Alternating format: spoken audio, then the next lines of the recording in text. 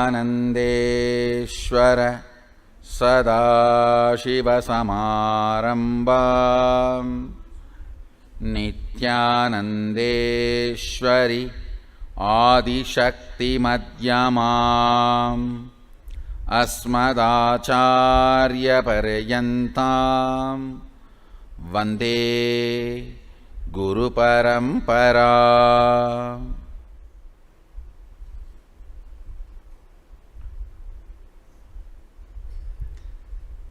I welcome all of you with my love and respect. I welcome everyone sitting with us through Nithyananda TV, two-way video conferencing, YouTube, Facebook Live, having Nayana Diksha all over the world.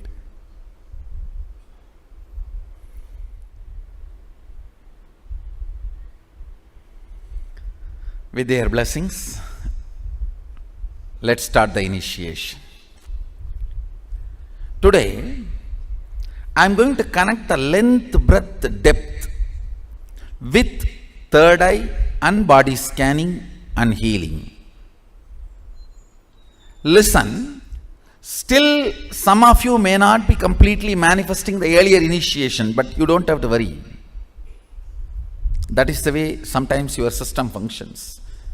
After I tell 50 jokes, you will start laughing for the first joke. You will understand the first joke. Now that goes on, that happens, what to do? So, after I finish the 50 initiation, I can read third eye. அது போன சதாசிவத்துக்கு கொடுத்த தீட்சடா. அது initiation கொடுத்து 1 வருஷம் ஆயிடுச்சு. But what to do? There are some people only. This is the logic with which they function. And it's okay. At least they function. See, fundamentally, I am doing something which is unprecedented, to tell you honestly, which was never done earlier. So the product I am delivering also is unprecedented. So the integrity I demand also is unprecedented. The kind of a whole life need to be just opened and intensified.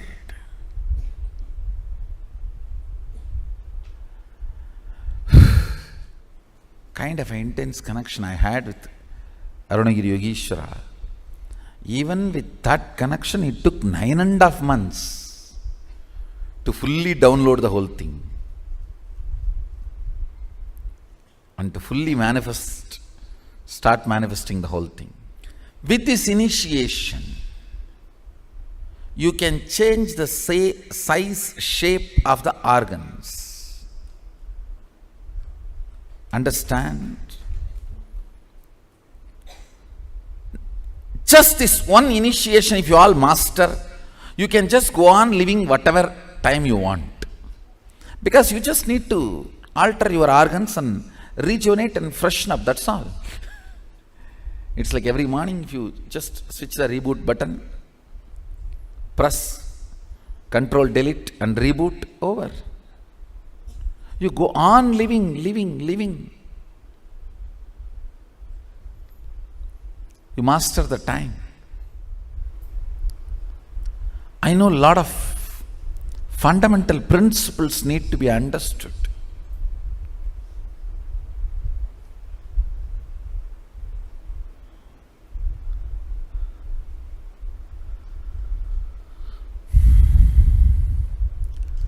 Unfortunately, humanity has moved so much away from nature. Even basic few things look so complicated and difficult. Sometimes I feel like I am living in a different world and you are all living in a different world. It is not few feet distance, it is few world distance. Because the cognitions I carry, the conclusions I have. Listen. The cognitive shift you need to have for this initiation. Listen carefully. I'll repeat once more. Hinduism is not faith-based tradition. It doesn't demand your faith. It is integrity-based tradition. It means, let me explain. Listen carefully. There are some fundamental understandings about the cosmos. You commit to understand that and be integrated to that. That's all. Some of the cosmic principles. No one owns anything.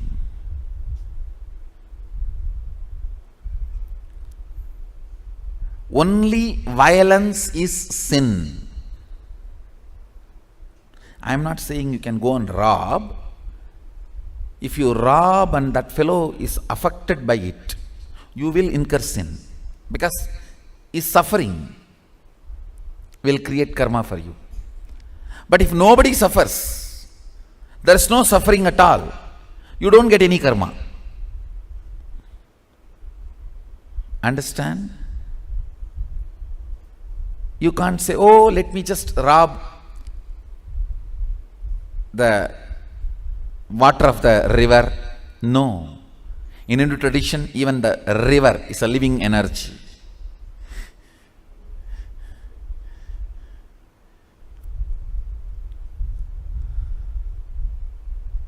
So I am not saying go and rob.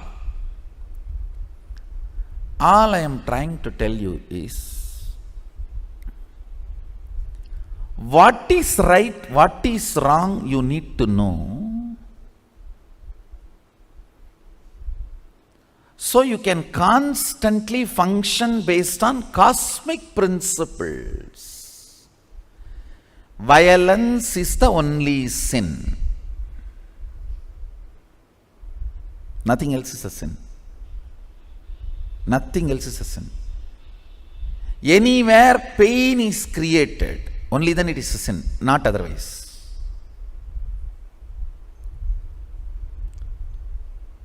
But if someone blackmails you, oh, don't do that, then I will become painful, that doesn't come as a karma to you. One of my relatives threatened, blackmailed that she will commit suicide if I become a sannyasi. I said, quickly finish it, let me finish all the last rites and then I'll go. I said, quickly finish. I have only few more days to go. Let me finish your last rites and then I'll go. She did not commit suicide.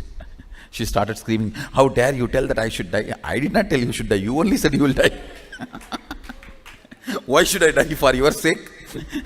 I said, I did not tell you to die. That is what I wanted. I want you to live long, happily, live happily.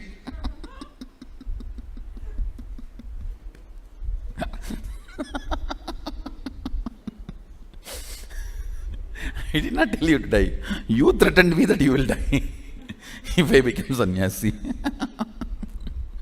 In India, we have a funny kind of relationships. It is all about the social prestige. And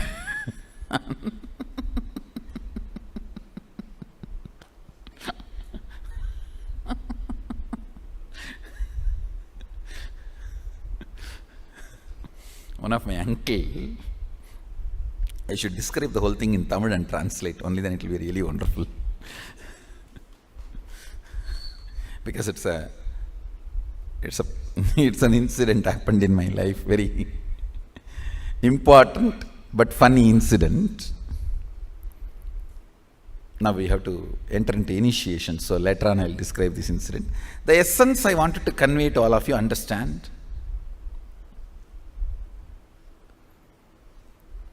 Decision to understand, come to cosmic conclusions inside you and be integrated to that is what is integrity.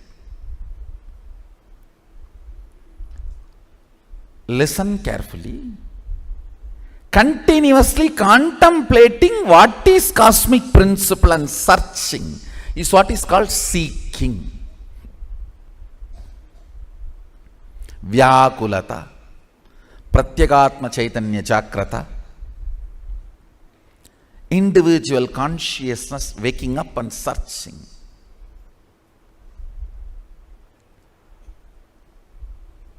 Every moment thinking, what is the cosmic principle I am supposed to follow now in this situation?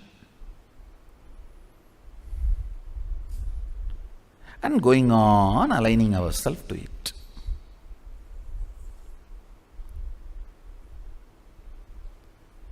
Now,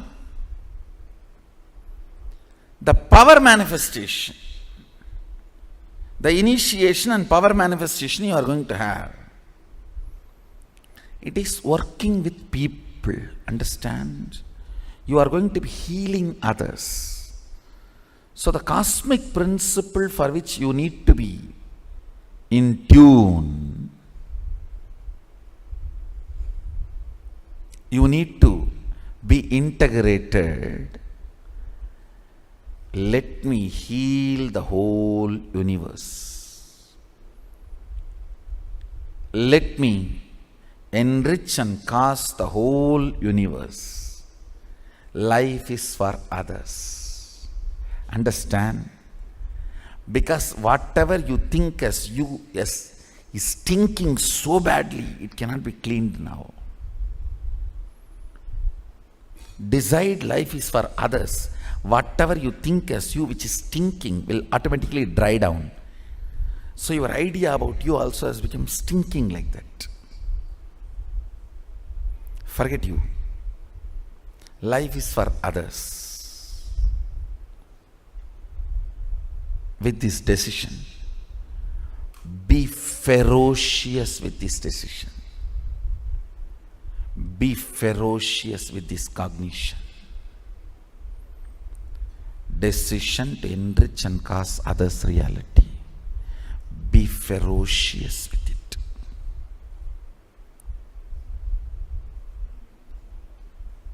Few minutes before entering into initiation, pen down all the incompletions you want to complete, impossibilities you want to break, guilts you want to burn, anything you want to get rid, pen down, even if it is your mother-in-law.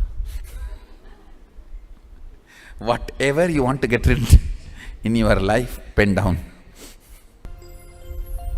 Whatever you want to complete, pen down.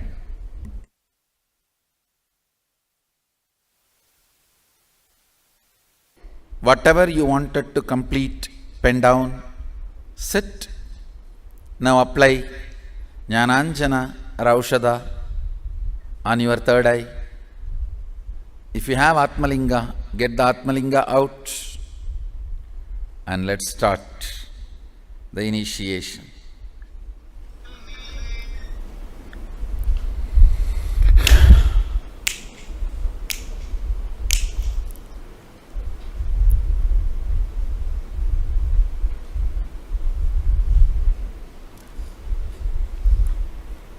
Om Nithyananda Maha Sadashivoham. Om Nithyananda Maha Sadashivoham. Om Nithyananda Maha Sadashivoham. Om Nithyananda Maha Sadashivoham. Om Nithyananda Maha Sadashivoham.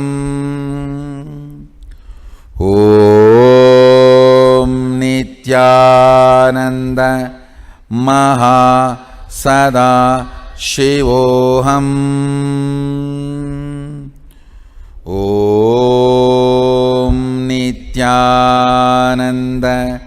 Maha Sada Shivoham. Om Nithyananda Maha Sada Shivoham. Om Nithyananda Maha Sada Shivoham. Om Nithyananda Maha Sada Shivoham. Om Nithyananda Maha Sada.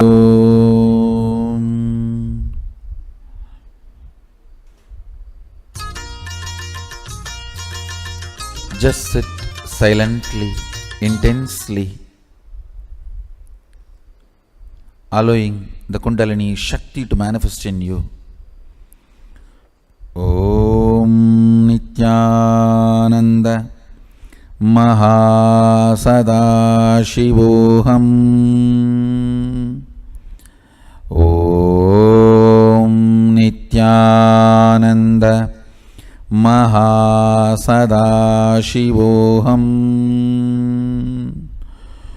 Om Nithyananda Maha Sada Shivoham. Kundalini, Kulakundalini, எல்லா உயிருக்குள்ளும் விழித்தெழுந்து ஞானமும் சக்தியும் பொங்கட்டும். ஆதிசக்தி அம்பலவானன் பாதியான ஜோதி சக்தி நீதியே பிரபஞ்சத்து பெருவெளியே அன்னையே குண்டலினி உயிர்த்தெழு வெகுண்டெழு. உயிரெல்லாம் மலர்ந்திட உணர்வெல்லாம் பொங்கிட எல்லா உயிருக்குள்ளும் உயிர்த்தெழுந்து ஆதிசக்தி வெளிப்படு. ஆதிசக்தி உயிர்த்தெழு. ஓம் நித்யானந்த மகா சதாசிவோகம்.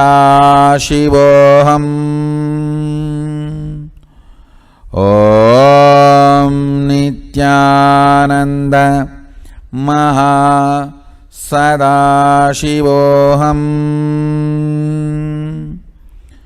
ஓம் நித்யானந்த மகா சதாசிவோகம்.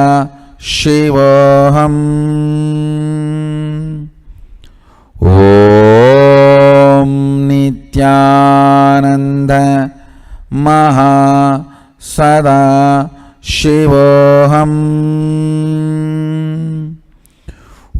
ஓம் நித்யானந்த மகா சதாசிவோகம். ஓம் நித்யானந்த மகா சதாசிவோகம்.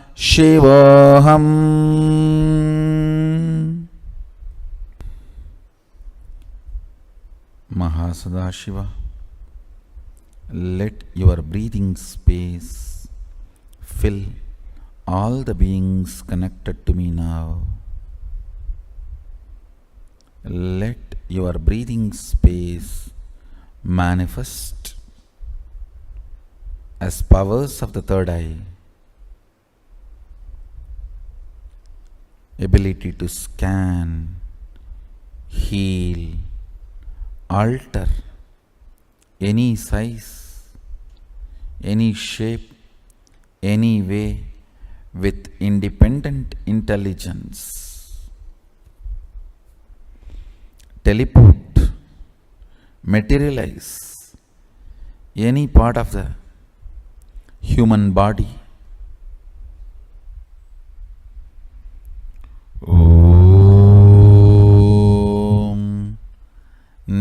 Nithyananda Maha Sada Shivoham. Om Nithyananda Maha Sada Shivoham. Om Nithyananda Maha Sada Shivoham. Om Nithyananda Maha Sada Shivoham. Om Nithyananda Maha Sada Shivoham. Sit straight, close your eyes. Let's raise the Kundalini. Om Nithyananda Maha Sada Shivoham. Sit straight and close your eyes. Allow the Kundalini Shakti to move intensely.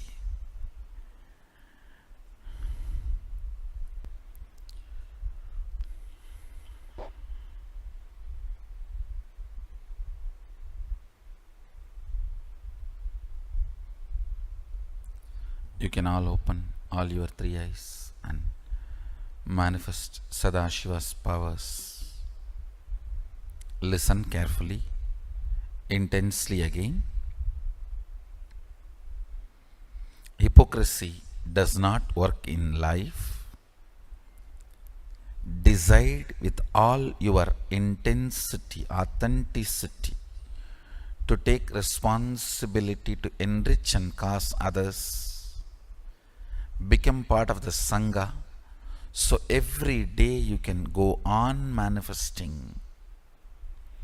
Understand, because you can't do it on your own, you need to be given.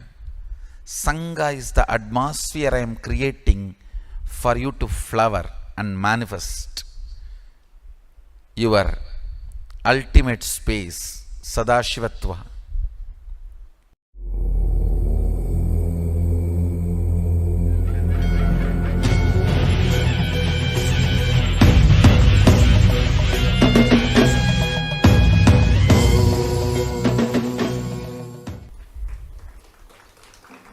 Nithyanandeshwara Maha Sadashiva Samarambam.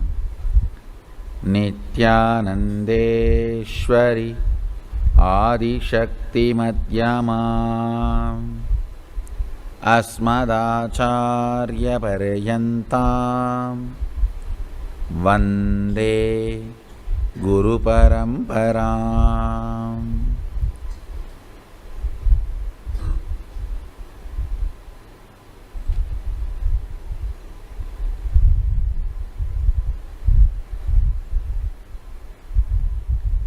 I welcome you all with my love and respects.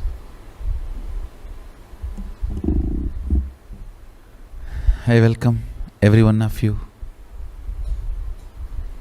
sitting with us all over the world through Nithyananda TV, two-way video conferencing, having Nayana Diksha, and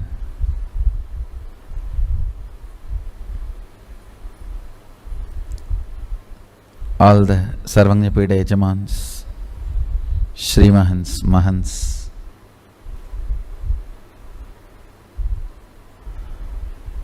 sitting with us all over the world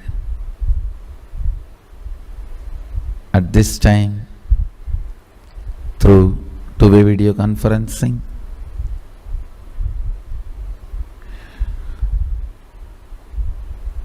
I welcome all of you with my love and blessings.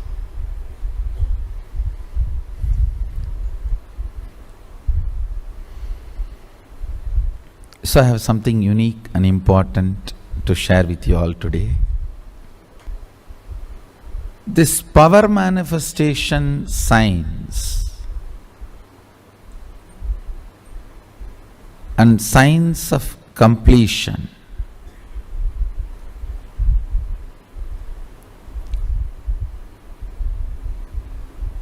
science of powerful cognitions, all this is fundamentally established in the truth of cosmic existence. Listen. See, currency is established in your greed. If suddenly everyone loses the greed, currency has no value.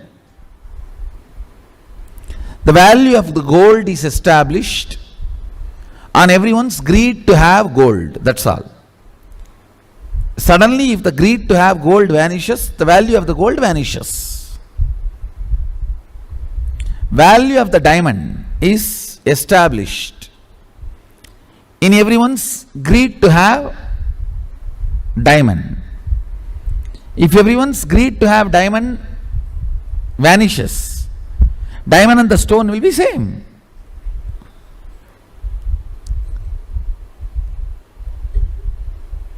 For example, law of the land.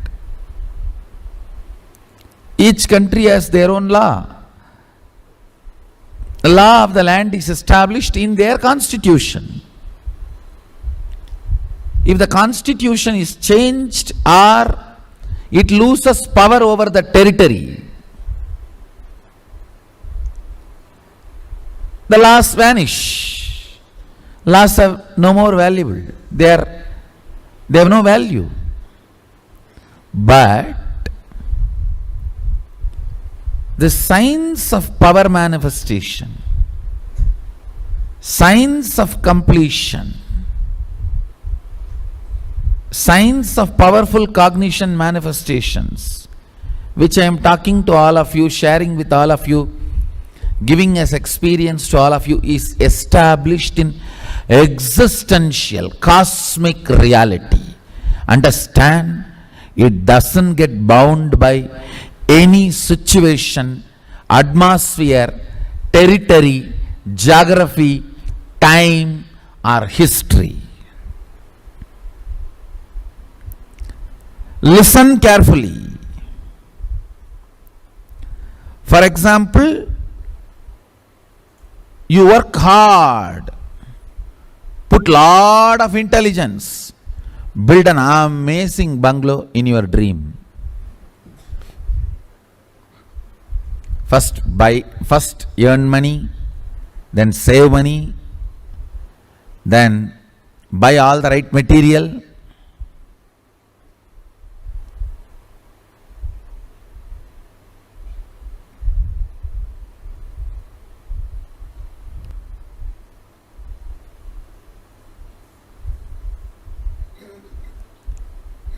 Understand?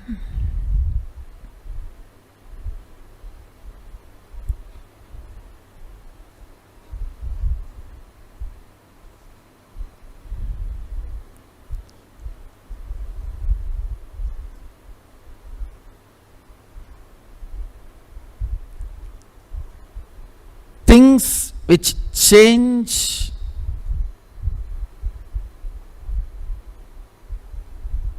if the atmosphere changes, ideas changes, geography changes, are all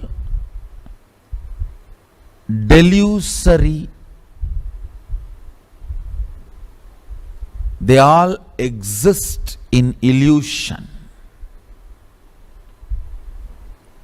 You work so hard and build a home in your dream. What's the use? No use. Working so hard and building a house in a dream, When you wake up, it is no more reality. Same way,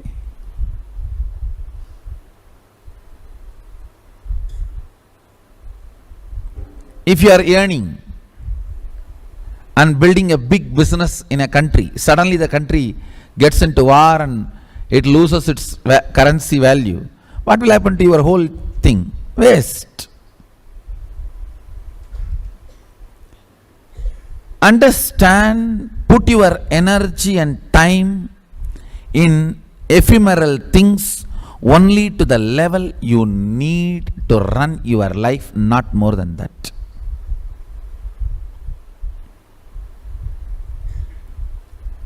Economy is all about intelligence, not about greed. If you are functioning out of greed, the fellow who planted greed in you is successful, not you. You are working for him. Listen carefully. An organization like us, for us, what is wealth? Not 100 crore sitting in bank, but spending that in activities and charity what for we are created, and making again the money flow into it and continuously spending and making it flow, making the circle happening is the wealth of an organization, not the 100 crores sitting in the bank. Understand? If I think the 100 crores sitting in the bank is a wealth, bank will be wealthy, not me.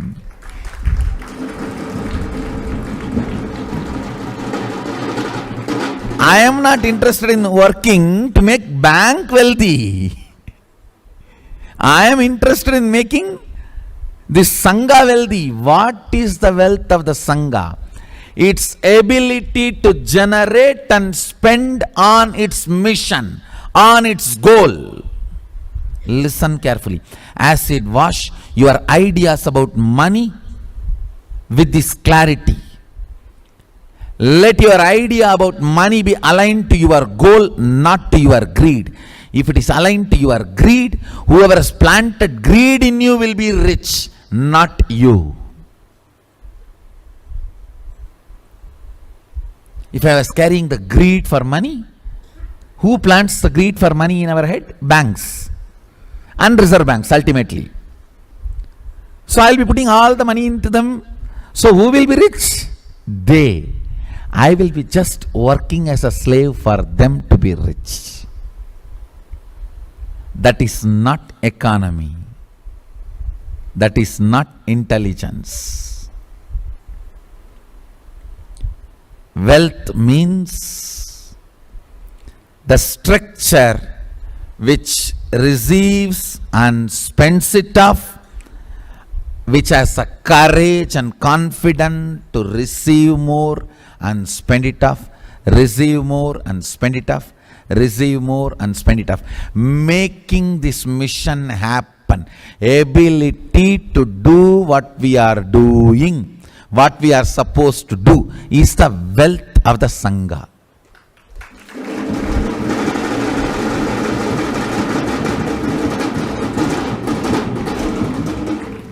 Not the currency sitting in the bank. Ability to do your mission every day is wealth of you and your life. Listen very carefully. This is the cosmic principle of economy. What is wealth? Your ability to complete and be intensely active in what you are supposed to do. Not the bank balance sitting. If I think bank balance sitting is my wealth, I will be making the bank wealthy, not me. And I am not interested in working to make somebody else wealthy. No, I am very clear. I am brilliant about it.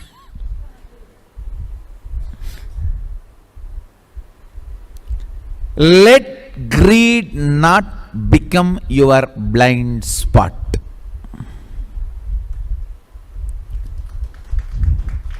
Let your idea about money be established on cosmic principles. Let your idea about health be established on cosmic principles. Your goal is to manifest powers. For that you need to do yoga. If your body allows you to do what you are supposed to do, only then you are healthy. Otherwise, don't think even if you are gymming 24 hours a day, building 18-inch biceps and 8-pack, that's not healthy. Health is not all about 18-inch biceps and 8-pack. No. It is all about, is your body aligning to your purpose? That is health.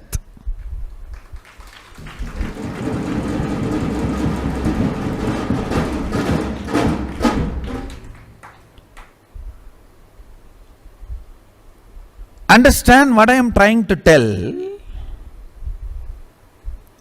All your ideas about health, wealth, happiness, relationship, all that be more and more grounded on cosmic principles. That is what I call manifesting powerful cognitions.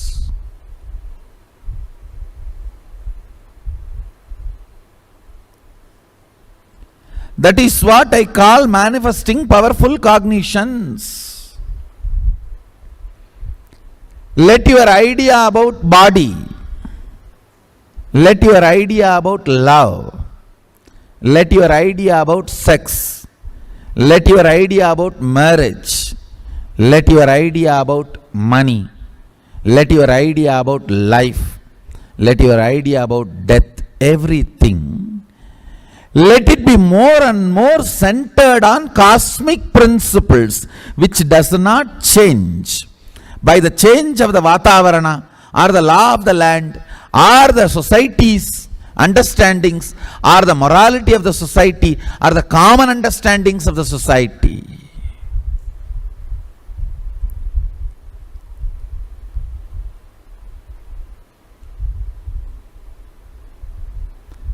Individual's integrity to universe is moksha.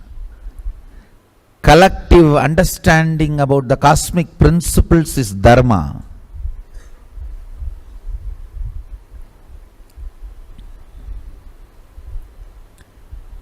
Making yourself resourceful, in tune with the cosmic principles is artha. Celebrating your existence in tune with the cosmos is kama.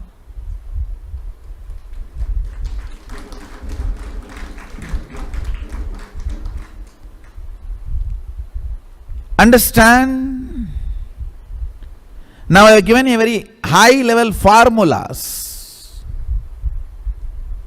Today I wanted all the Mahasudashivam participants to write few of the powerful cognitions which you can derive from these high principles. Last few days I am giving you so many different powerful cognitions from various angles. Like now I said, what is wealth? Your ability to perform what you are supposed to perform is wealth. Your ability to make the circle move, your ability to make your mission happen,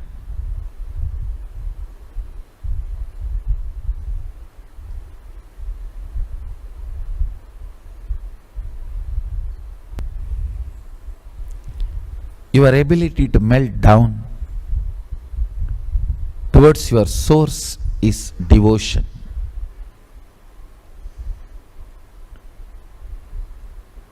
Your stability with your source is oneness.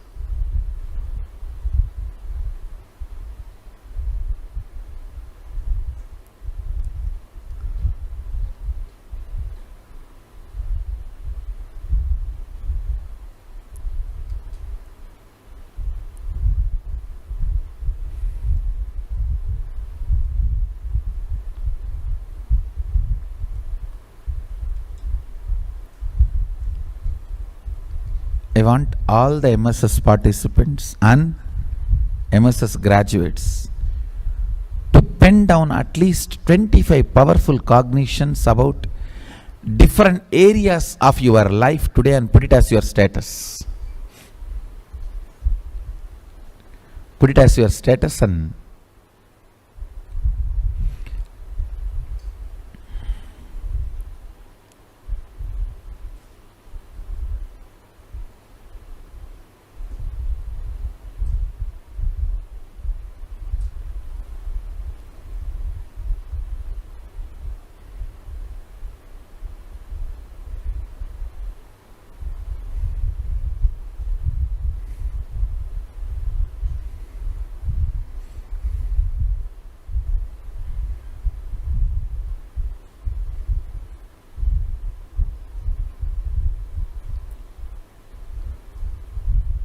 this will be the very powerful exercise which will help you all to manifest various powers.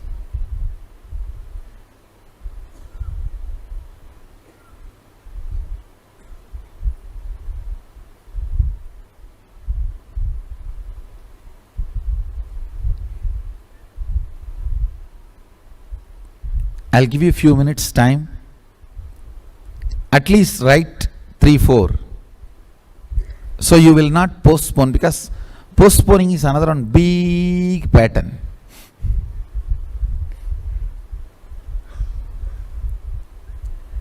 Other than breathing, we postpone everything.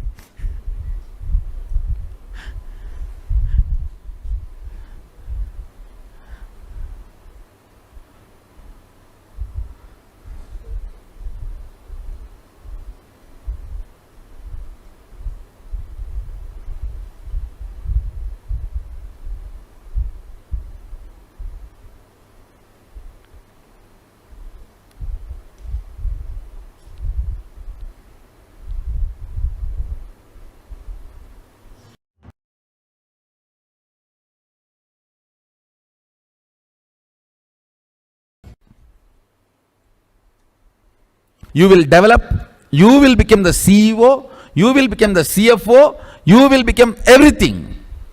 You will not wait for somebody else to give you economical advice. You will say, oh, I can only cook. Putting that into my mouth, somebody else has to do. And putting dress on me, somebody else has to do.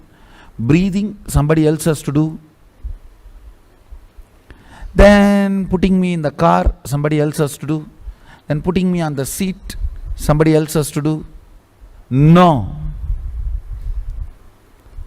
You will manifest all the powers required end to end to complete you. Understand, if you are able to complete you end to end with your clear mission, you are a leader.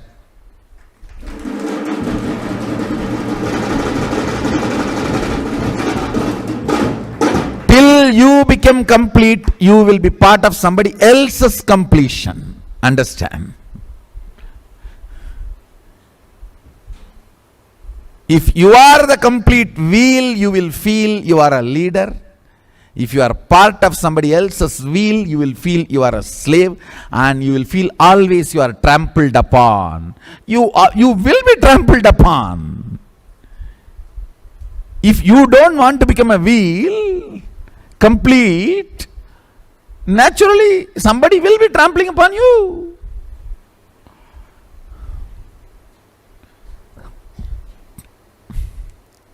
When you manifest this powerful cognition, making my life end to end complete is my wealth. I gave you one example of my inner circle meeting. One of the major decisions I make, spend everything.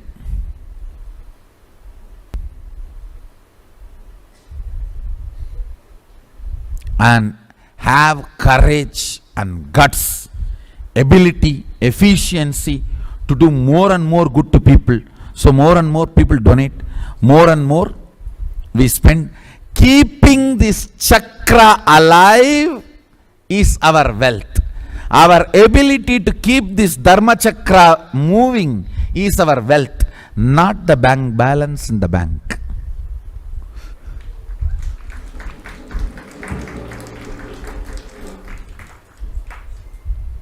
In your life also, when you manifest this powerful cognition, suddenly you will develop all the skill sets required. You will manifest all the powers required to make this happen.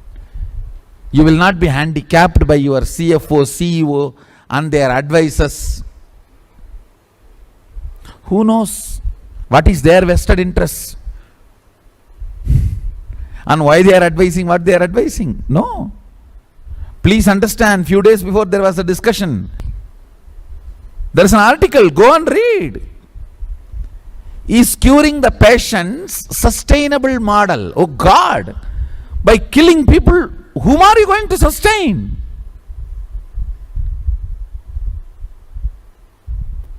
If you are the medicine you are taking, that company which is producing that medicine, don't take that medicine.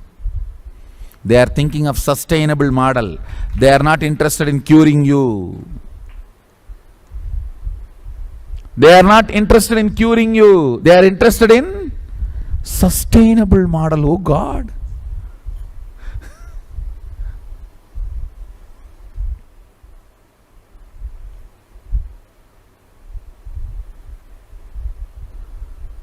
Be careful before putting anything in your mouth.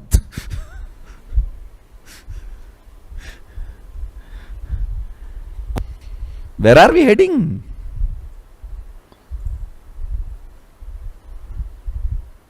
We are swallowing the pills produced by these guys.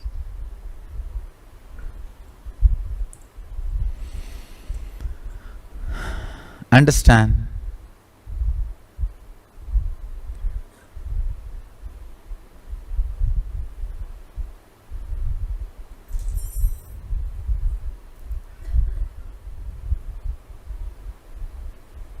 You need to make your circle complete. When you manifest that powerful cognition, you manifest powers required also to complete. Contemplate on this. Manifest this powerful cognition and powers. I bless you all. Let's all radiate with integrity, authenticity, responsibility, enriching, causing, living, Shuddhadvaita Saivam, Maha Sadashivoham, the eternal bliss, Nithyananda. Thank you. Be blissful.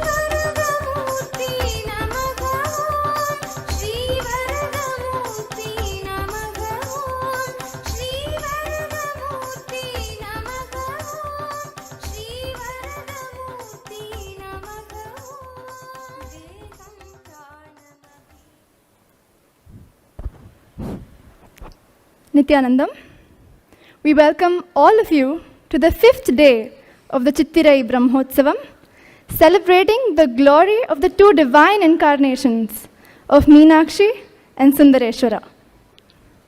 So one day, after the wedding of Meenakshi, Devi Meenakshi, and Sadashiva, in the form of Sundareshwara, a grand feast was organized, where everyone in the city was fed well. And there was this one Shivagana called Gundodara. How much ever he ate, he was not satisfied.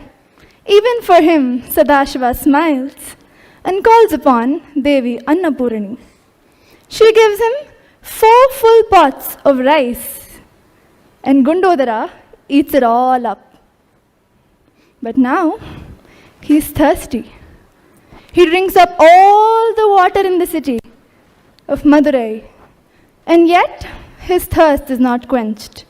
So Sadashiva, out of his immense compassion, calls upon Ganga, who resides in his matted locks, to quench the thirst of Gundodara.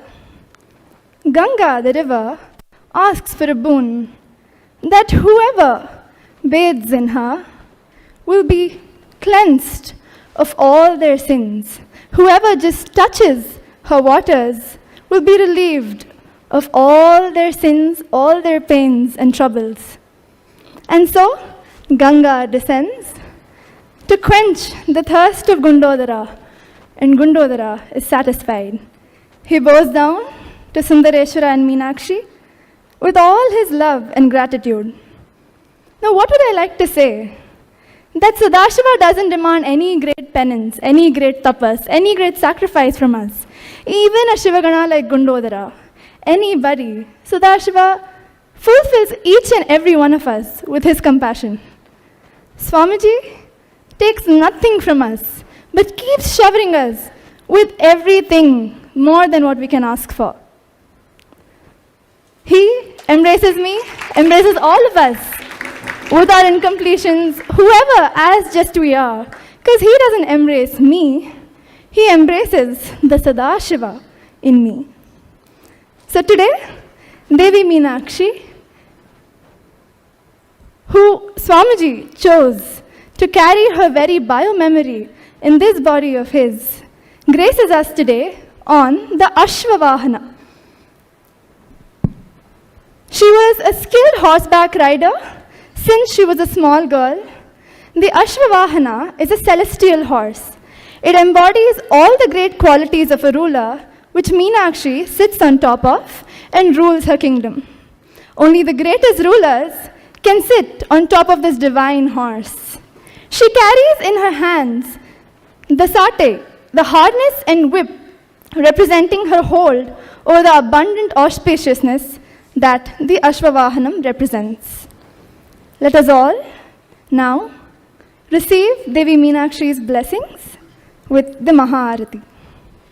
ॐ त्रैलोक्यमातः जनदुःखहन्त्री निशुम्भशुम्भाद्यसुरप्रणाशिनी नीले शिवेद्धाङ्कविलासलीले मां पातु मीनाक्षि सदा कटाक्षैः माणिक्यवीणाम् उपलालयन्तीं मदालसां मञ्जुलवाग्विलासां माहेन्द्रनीलद्युतिकोमलाङ्गीं मातङ्गकन्यां मनसा स्मरामि. ॐ धूरसि धूर्वधूर्वन्तं धूर्वतयोऽस्मान् धूर्वति तं धूर्वयं वयं धूर्वामस्त्वं देवानामधिकस्थितमं बप्रितमं दुष्टतमं वह्नितमं देवहूतममहृतमसि हविर्धानं मृगम्नस्त्वमाह्वान् मित्रस्य त्वा चक्षुषा प्रेक्षे माभिर्मा संविक्ता मात्वाहि गुंसिषम्. ओम श्री मीनाक्षी सुंदरेश्वराभिन्नस्वरूप श्री नित्यानंदेश्वरी आदिशक्ति समेत श्री नित्यानंदेश्वर सदाशिवाय नमः. तदवतारभूत सर्वदेवदेवी स्वरूपाय सद्गुरु नित्यानंदाय नमः. प्रजातवेदोपघ्नन् निरृतिं मम पशुभिश्चमह्यमावह जीवनं च दिशो दिश मानो हि गुंसि जातवेदो गामश्वं पुरुषं जगत् अभिव्रदग्न आगहि श्रिया मा परिपातया. ओम श्री मीनाक्षी सुंदरेश्वराभिन्नस्वरूप श्री नित्यानंदेश्वरी आदिशक्ति समेत नित्यानन्देश्वर सदाशिवाय नमः तदवतारभूत सर्वदेवदेवी स्वरूपाय सद्बुद्ध्यानन्दाय नमः एकहारदीपं सन्दर्शयामि। ओम अमृते अमृतोद्भवे अमृतवर्षिणी अमृतं श्रावय श्रावय स्वाहा। ओम मधुवातारतायते मधुक्षरन्ति सिन्धवः माध्वीर्न सन्तोषधीः मधुनक्तमुतोषधि मधुमत्पार्थिवगुं रजः मधुद्यौरस्तु नः पिता मधुमान्नो वनस्पतिर्मधुमागम् अस्तु सूर्यः माध्वीर्गावो भवन्तु नः मधु मधु मधु। श्री मीनाक्षी सुन्दरेश्वराभिन्नस्वरूप श्री नित्यानन्देश्वरी आदिशक्ति समेत श्री नित्यानन्देश्वर सदाशिवाय नमः तदवतारभूत सर्वदेवदेवी स्वरूपाय सद्गुरु नित्यानन्दाय नमः नानाविध नैवेद्यं निवेदयामि। ओम सर्वमंगलमांगल्ये शिवे सर्वार्थसाधिके शरण्ये त्र्यंबके गौरी नारायणि नमोस्तुते। ओम गौरी मिमाय सलिलानि तक्षत्ये कपदी द्विपदी सा चतुष्पदी अष्टापदी नवपदी बभूषी सहस्राक्षरा परमे व्योमन्। ओम तन्महेशाय विद्महे वाक्विशुद्धाय धीमहि तन्नः शिवः प्रचोदयात्। कर्पूरगौरं करुणावतारं संसारसारं भुजगेन्द्रहारं सदा वसन्तं हृदयारविन्दे भवं भवानी सहितं नमामि। श्री मीनाक्षी सुन्दरेश्वराभिन्नस्वरूप श्री नित्यानन्देश्वरी आदिशक्ति समेत श्री नित्यानन्देश्वर सदाशिवाय नमः सर्वतारभूत सर्वदेवदेवी स्वरूपाय सद्गुरु नित्यानन्दाय नमः कर्पूरनीराजनं सन्दर्शयामि।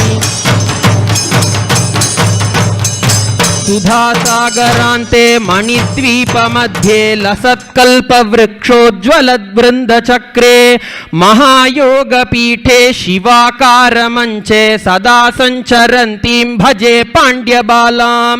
सुषुम्नान्दरन्ध्रे सहस्रारपद्मे रवीन्द्वग्निसंयुक्तचिच्छक्तिमध्ये सुधामण्डलस्थे सुनिर्वाणिपीठे सदा सञ्चरन्तीं भजे पाण्ड्यबालाम्।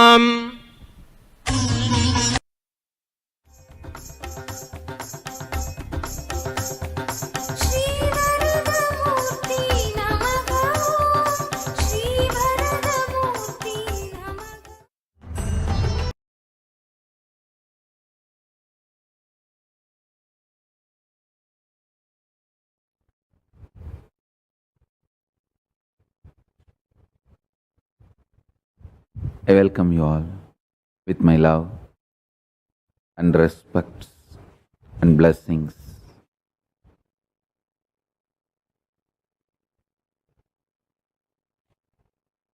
Today I wanted to reveal conscious principles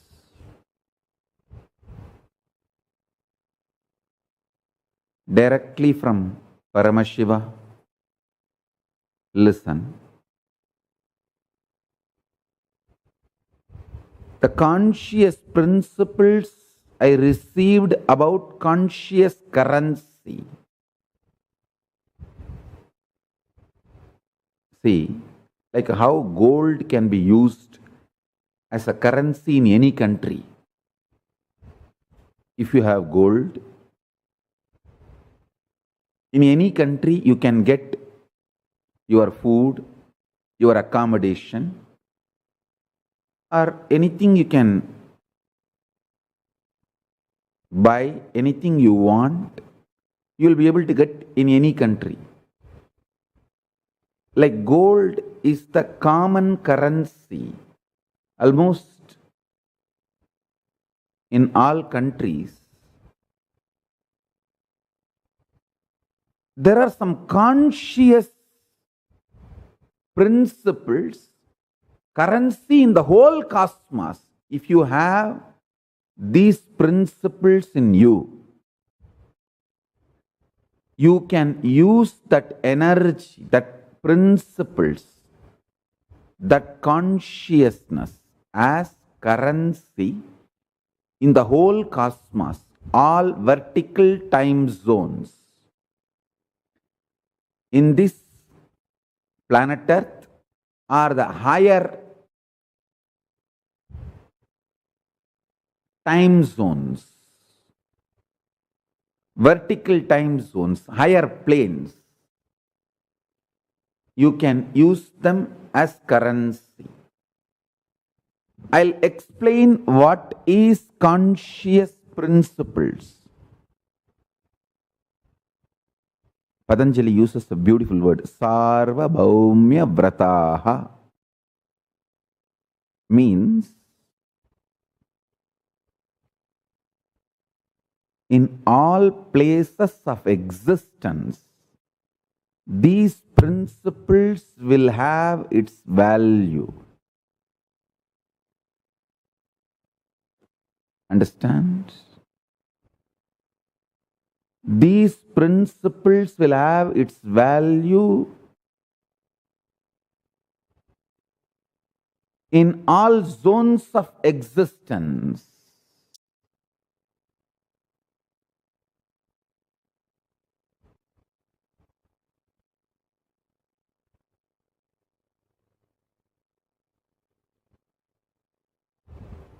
Ahimsa, Satya, Asteya, Aparigraha. First principle is non-violence. Second is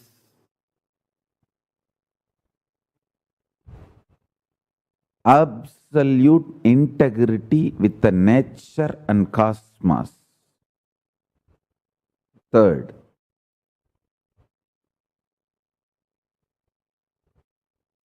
non-stealing. Fourth, listen. When I say non-stealing, not only not robbing others' properties, not taking away life or livelihood of natural inhabitants of planet Earth, like animals. Taking life away from them for you eating their body is stealing. No life can belong to another life. If something is empowered to run and save itself from you, you don't have right to kill them and eat.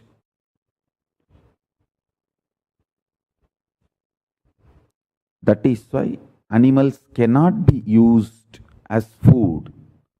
You can't steal their organs or their body, their life for your food. Understand?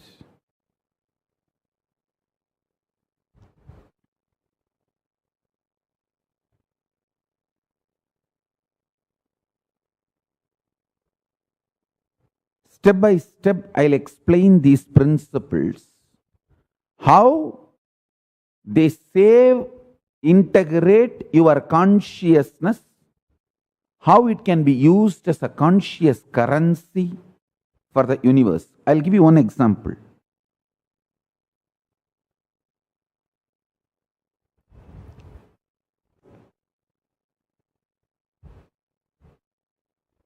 Violent man wastes continuously his embodied life period.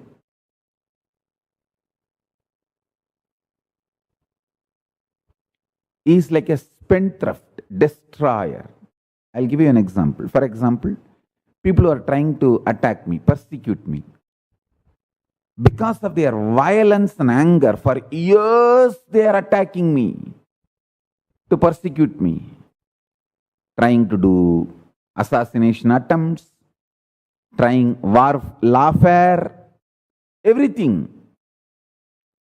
They are wasting their years of life, decades sometime, but I don't even remember them. I just go on loving the people who love me, and I don't have time to hate people who hate me. But they are almost destroying, wasting their decades just hating me.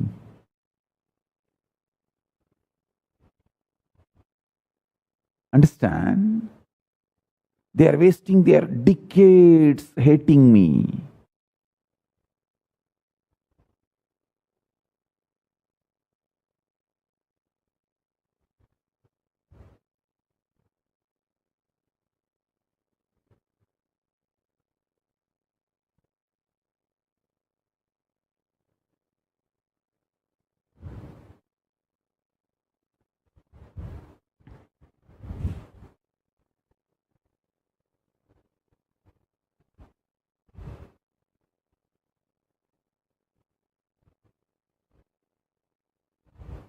I tell you, people with violence, hatred mental setup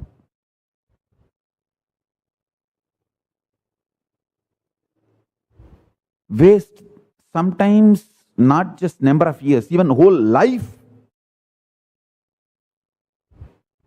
going after their violence and anger. Even these people who are trying to persecute me, not just few years, they may waste even their whole life and just die in their violence. And worst punishment is when they take next birth, they forget they wasted their whole life in violence. Only they carry that violence pattern in them. They will start hating somebody else. Whoever they sees them, they see.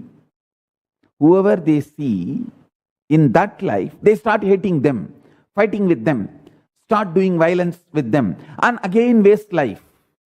I tell you, violence and anger is negative currency consciously. Conscious currency has its own logic. Anything which excites you, inspires you,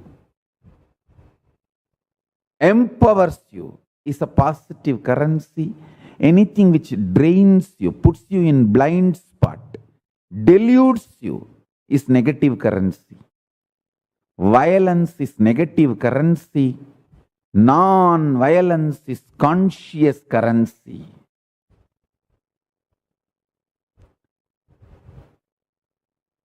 I tell you,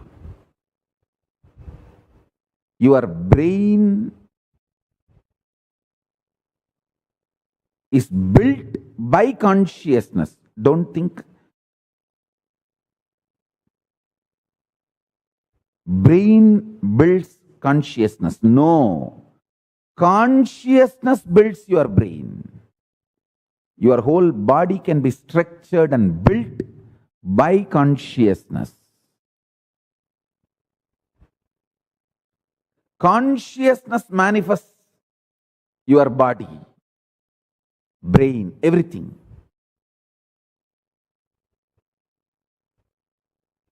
This conscious currencies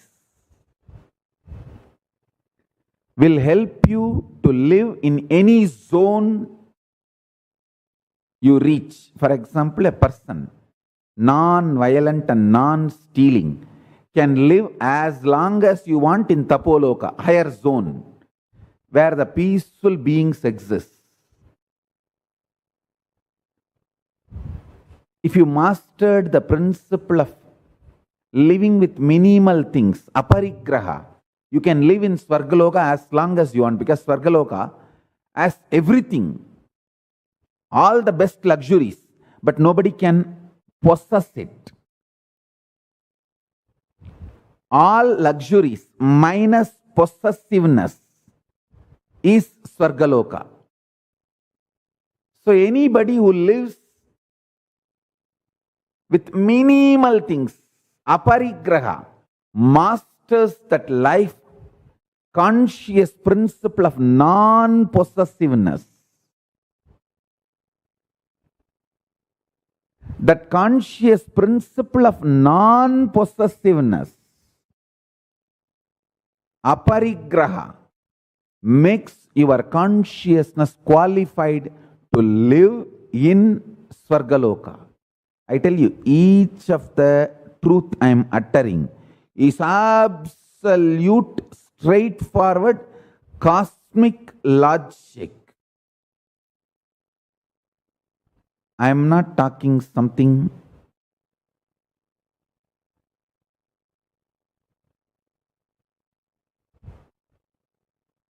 which you just need to believe. No.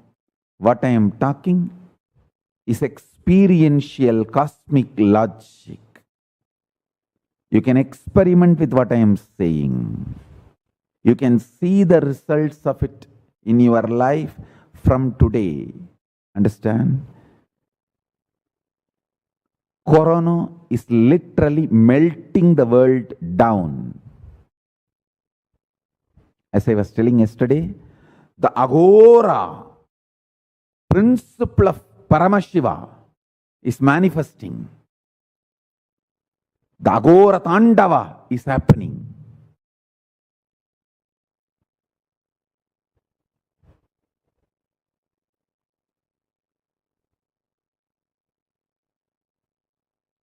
All the relationships which are social contract is melting down. All legal contracts are melting down. All moral contracts are melting down. Only spiritual contracts will be delivered. Only spiritual contracts will be delivered. All other contracts are melting down.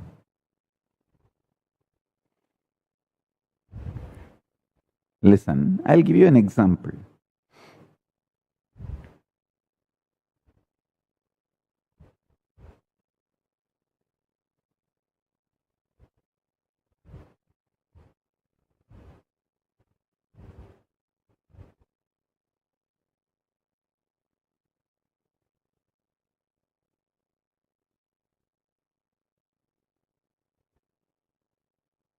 Tirumala Tirupati.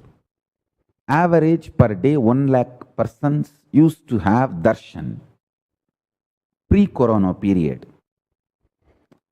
So every person in that area thinks if we invest $1 million and build a hotel, so many people will stay every day, and every month we may have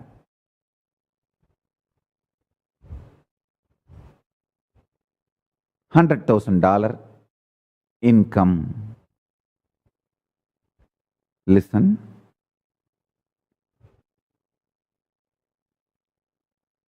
So they invest $1 million and build a hotel, expecting $100,000 income every day, and they are also getting. Suddenly now, the post-corona, the corona lockdown period and post-corona, the whole number of people coming is melting down. The way it is melting down, you don't know what will happen to those investors. Understand? These are social contracts. It's not that he had a contract with someone person, hey, every day 1 lakh people, 100,000 people will be coming for darshan, so I'm investing. It is just, it used to be the way. Now the post-corona world, that is not the way things are happening. I am giving you one example, same way. 2 crore people used to walk and do the Kanvariya Yatra from Rishikesh to Ghaziabad. Not happening. 2 crore means 20 million people. Jagannath Ratha Yatra. Almost 5 million people will participate. Now just few hundred people are pulling the chariot. all the social contracts are melting down. Corona is melting down all the social contracts. Multiple principles which you believed as way to exist are demonstrating their inability to sustain you. That is what I am calling life is collapsing. Understand? All over the world, it's not just livelihood of the people are collapsing. It's not that just people are losing jobs. People are losing faith in what was believed by them as life.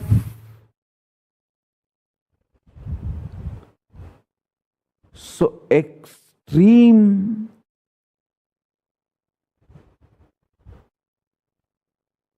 frustration, emptiness, almost like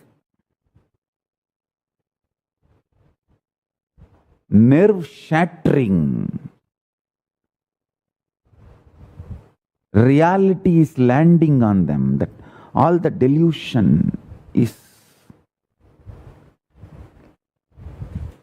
all the dreams, hopes, delusion-based attitude, patterns, understandings, lifestyle, principle, everything is literally, practically pulled out of people.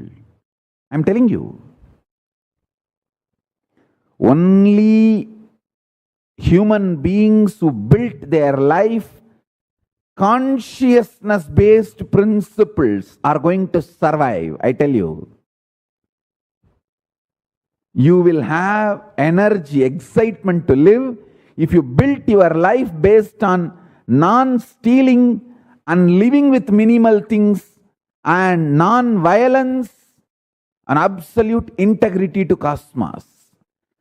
People who built their life and their mental setup with non-violence, non-stealing, absolute integrity, and living with minimal things and brahmacharya, with all these principles, they are going to be continuously excited, inspired, energetic, alive in post-corona world. All the people who built their mental setup, life, consciousness with delusion are going to be shattered. I tell you, that is why I was telling, if you are young, especially infused with these great principles of conscious principles, Satya, Asteya, Aparigraha, Brahmacharya, Ahimsa, non-violence, non-stealing, living with minimal things and living with absolute integrity and brahmacharya. With these principles, if you are built, you have a great future. Understand? People who built their consciousness, mind, life with delusionary principles, with delusions, literally will be losing life, because what they think is the result of their life, their source of inspiration, which excites them, is melting down.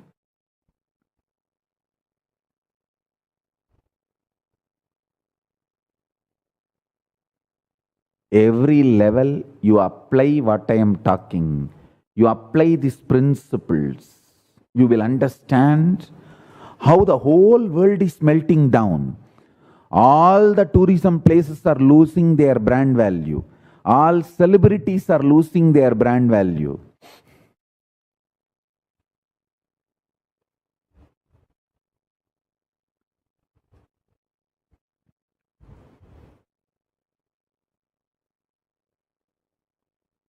All celebrities are losing their brand value. All tourism places are losing its brand value. The way we think, the way we relate, the way we travel, everything is going to be completely different in post-corona world. What all is going to change, I have not even listed fully.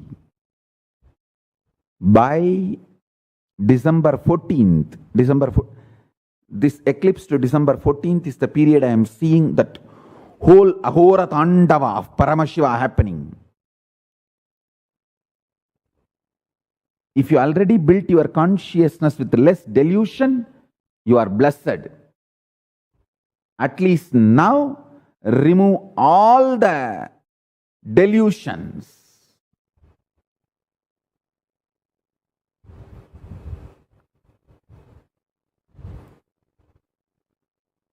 Build consciousness-based life.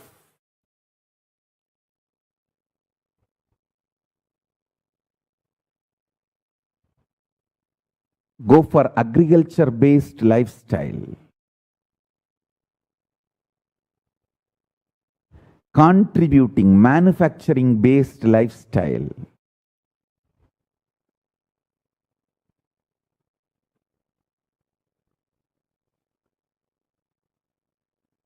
Tourism, non-vegetarian, animal husbandry industries are going to lose its importance.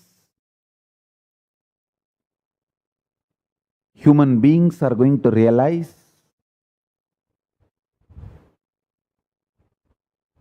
eating animals is not the way of life. Life is going to become more and more non-violent. I tell you.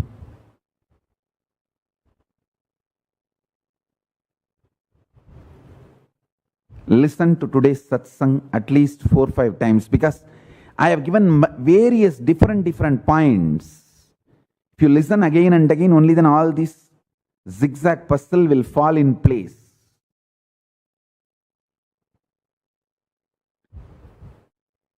These conscious principles, if you build, that conscious currency will help you. I think that is the only thing which is going to help you post-corona world. That is only going to be your strength, your power. In post-corona world. I gave you one example of Tirupati, because that is known tourism center, spiritual tourism. Like that, I can give you thousands of examples. Ooty, Kodaikanal, seasonal tourism. All of it is melting down.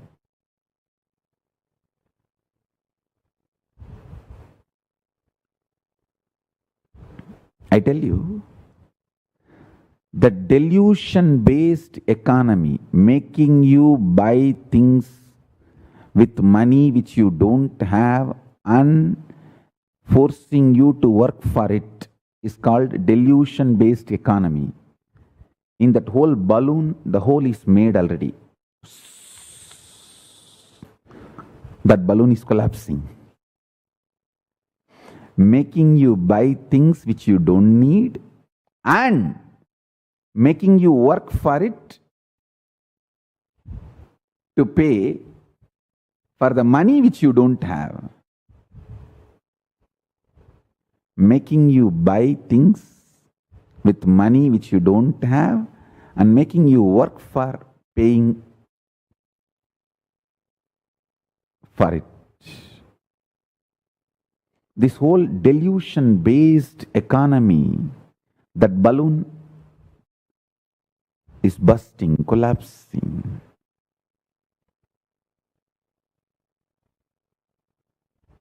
The inner conscious principle-based economy is only going to flourish. Conscious principles need to be applied in every level.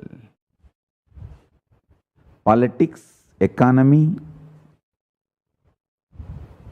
in every level, relationships, only those idea, those principle, consciousness principle based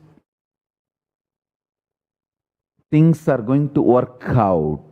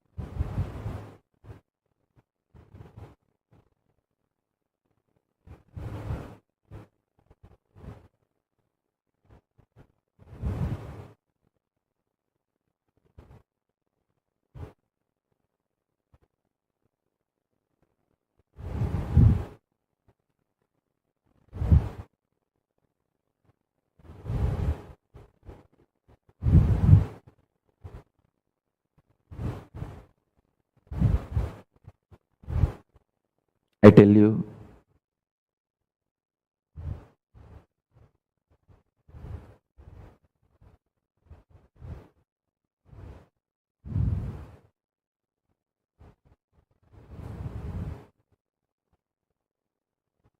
these conscious principles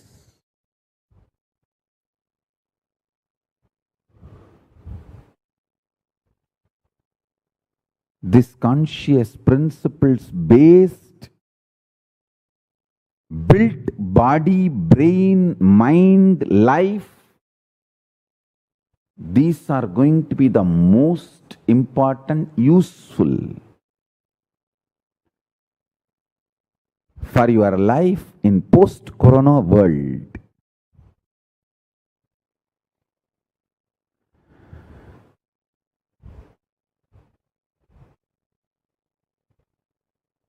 Sit straight.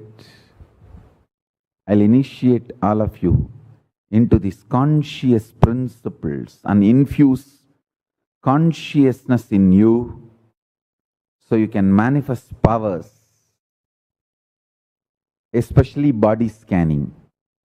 Today, I'm going to infuse so much energy in your third eye. You will be able to do the body scanning.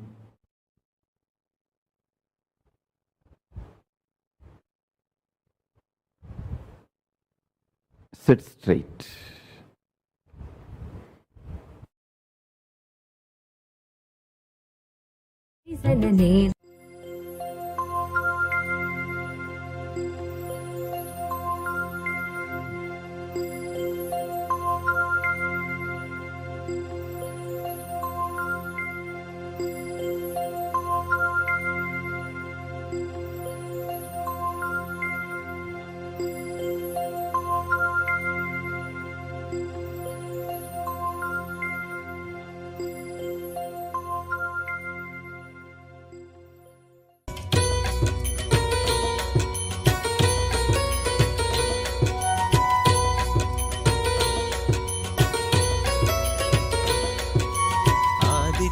हृदयं पुण्यं सर्वशत्रुविनाशनं जयावहं जपे नित्यम् अक्षयं परमं शिवं कोटिसूर्यस्वरूपिणम् आनन्दगन्ध ईश्वरं भक्तहृदयनिवासिनं नित्यानन्दं नमोऽस्तुते कोटिसूर्यस्वरूपिणम् आनन्दगन्ध ईश्वरं भक्तहृदयनिवासिनं नित्यानन्दं नमोऽस्तुते सर्वमङ्गलमाङ्गल्यं सर्वपापप्रणाशनं चिन्ताशोकप्रशमनं आयुर्वर्धनमुत्तमम् कोटिसूर्यस्वरूपिणम् आनन्दगन्ध ईश्वरम् भक्तहृदयनिवासिनम् नित्यानन्दं नमोऽस्तुते कोटिसूर्यस्वरूपिणम् आनन्दगन्ध ईश्वरम् भक्तहृदयनिवासिनम् नित्यानन्दं नमोऽस्तुते रश्मिमन्तं समुद्यन्तं देवासुरनमस्कृतम् पूजयस्व विभस्वन्तं भास्करं भुवनेश्वरम् कोटिसूर्यस्वरूपिणम् आनन्दगन्ध ईश्वरम् भक्तहृदयनिवासिनम् नित्यानन्दं नमोऽस्तुते कोटिसूर्यस्वरूपिणम् आनन्दगन्ध ईश्वरम् भक्तहृदयनिवासिनम् नित्यानन्दं नमोऽस्तुते सर्वदेवात्मको हेश तेजस्वी रश्मिभावनः एव देवासुरगणान् लोकान् पादिकबस्तिभिः कोटिसूर्यस्वरूपिणम् आनन्दगन्ध ईश्वरम् भक्तहृदयनिवासिनम् नित्यानन्दं नमोऽस्तुते कोटिसूर्यस्वरूपिणम् आनन्दगन्ध ईश्वरम् भक्तहृदयनिवासिनम् नित्यानन्दं नमोऽस्तुते एष ब्रह्मा च विष्णुश्च शिवस्कन्दप्रजापतिः महेन्द्रो धनदक्कालो यमः सोमो ह्यपाम्पतिः कोटिसूर्यस्वरूपिणम् आनन्दगन्ध ईश्वरम् भक्तहृदयनिवासिनम् नित्यानन्दं नमोऽस्तुते कोटिसूर्यस्वरूपिणम् आनन्दगन्ध ईश्वरम् भक्तहृदयनिवासिनम् नित्यानन्दं नमोऽस्तुते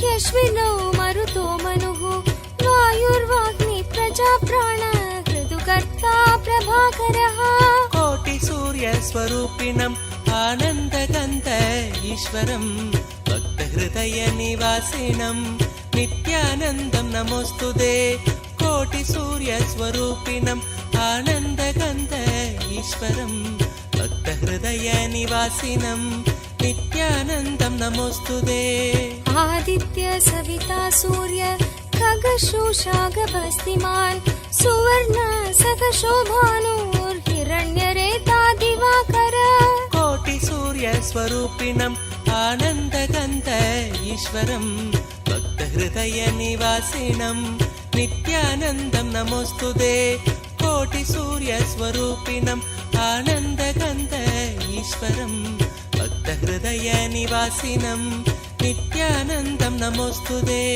हरिदश्व सहस्रार्चि सप्तसप्तिर्मरीचिमान् तिमिरोन्मत्तन् शम्भुत्विष्टा मार्ताण्डांशुमान् कोटिसूर्यस्वरूपिणम् आनन्दगन्ध ईश्वरम् भक्तहृदयनिवासिनम् नित्यानन्दं नमोऽस्तुते कोटिसूर्यस्वरूपिणम् आनन्दगन्ध ईश्वरम् भक्तहृदयनिवासिनम् नित्यानन्दं नमोऽस्तुते हिरण्यगर्भ शिशिरः स्तपनो भास्करो रविः अग्निगर्भो अदिदे पुत्र शङ्कः शिशिरनाशनः कोटिसूर्यस्वरूपिणम् आनन्दगन्ध ईश्वरम् भक्तहृदयनिवासिनम् नित्यानन्दं नमोऽस्तुते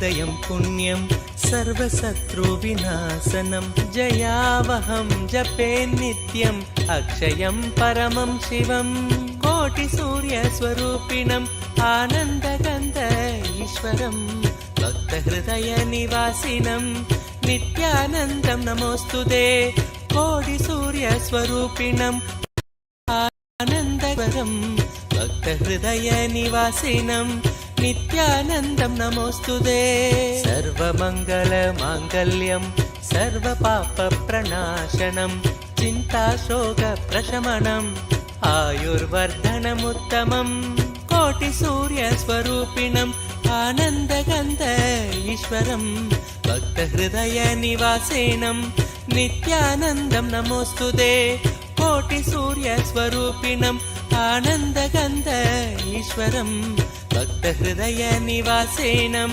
नित्यानन्दं नमोऽस्तुते रश्मिमन्तं समुद्यन्तं देवासुरनमस्कृतं पूजयस्व विभस्वन्तं भास्करं भुवनेश्वरं कोटिसूर्यस्वरूपिणम् आनन्दगन्ध ईश्वरं भक्तहृदयनिवासिनं नित्यानन्दं नमोऽस्तुते कोटिसूर्यस्वरूपिणम् आनन्दगन्ध ईश्वरं भक्तहृदयनिवासिनं नित्यानन्दं नमोऽस्तुते सर्वदेवात्मको हेश तेजस्वी रश्मिभावनः देवासुरगणान् लोकान् पादिकबस्तिभिः कोटिसूर्यस्वरूपिणम् आनन्दगन्ध ईश्वरं भक्तहृदयनिवासिनं नित्यानन्दं नमोऽस्तुते कोटिसूर्यस्वरूपिणम् आनन्दगन्ध ईश्वरं भक्तहृदयनिवासिनं नित्यानन्दं नमोऽस्तुते एष ब्रह्मा च विष्णुश्च शिवस्कन्द प्रजापतिः महेन्द्रो धनदकालो यमः सोमो ह्यपाम्पतिः कोटिसूर्यस्वरूपिणम् आनन्दगन्ध ईश्वरं भक्तहृदयनिवासिनं नित्यानन्दं नमोऽस्तुते कोटिसूर्यस्वरूपिणम् आनन्दगन्ध ईश्वरं भक्तहृदयनिवासिनं नित्यानन्दं नमोऽस्तुते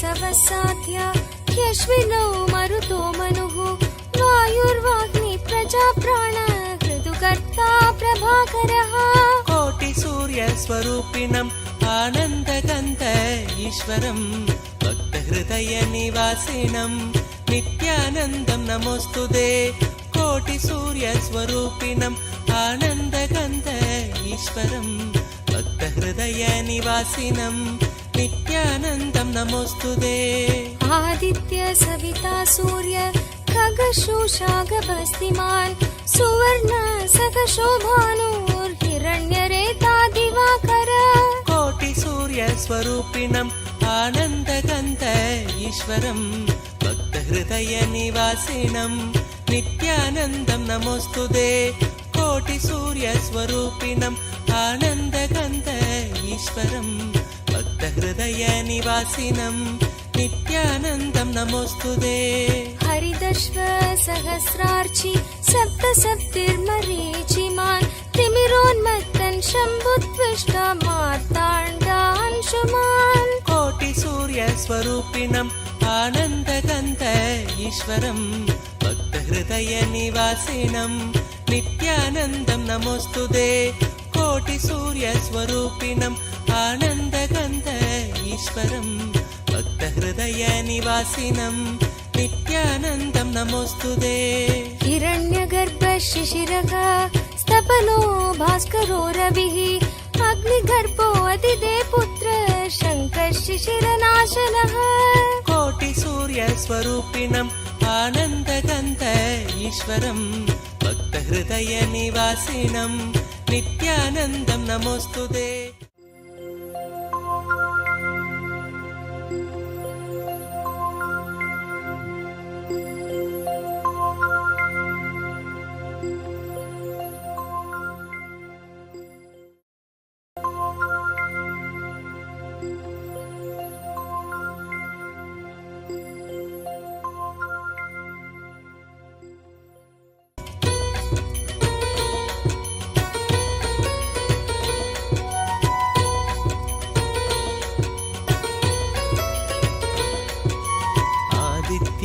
हृदयं पुण्यं सर्वशत्रुविनाशनं जयावहं जपे नित्यम् अक्षयं परमं शिवं कोटिसूर्यस्वरूपिणम् आनन्दगन्ध ईश्वरं भक्तहृदयनिवासिनं नित्यानन्दं नमोऽस्तुते कोटिसूर्यस्वरूपिणम् आनन्दगन्ध ईश्वरं भक्तहृदयनिवासिनं नित्यानन्दं नमोऽस्तुते सर्वमङ्गलमाङ्गल्यं सर्वपापप्रणाशनं चिन्ताशोकप्रशमनम् आयुर्वर्धनमुत्तमम् कोटिसूर्यस्वरूपिणम् आनन्दगन्ध ईश्वरं भक्तहृदयनिवासिनं नित्यानन्दं नमोऽस्तुते कोटिसूर्यस्वरूपिणम् आनन्दगन्ध ईश्वरं भक्तहृदयनिवासिनं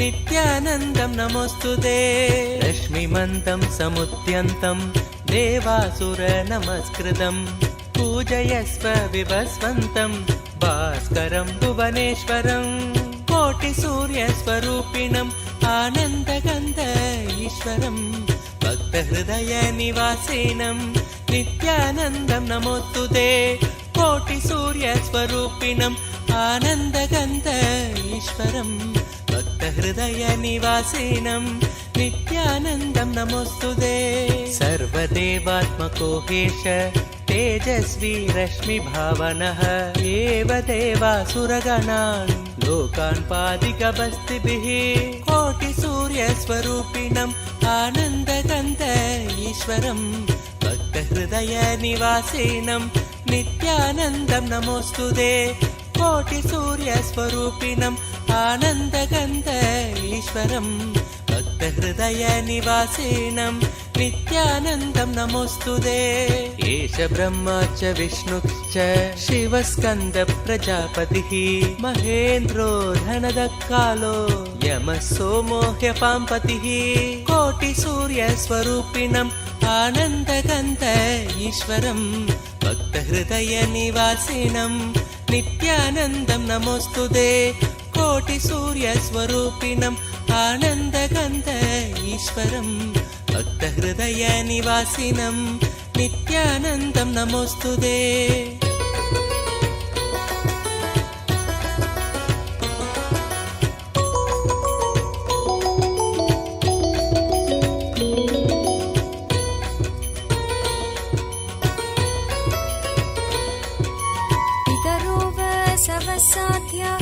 यश्विनौ मरुतो मनुः वायुर्वाग्नि प्रजाप्राण ऋतुकर्ता प्रभाकरः कोटिसूर्यस्वरूपिणम् अम्बां नित्यानन्देश्वरि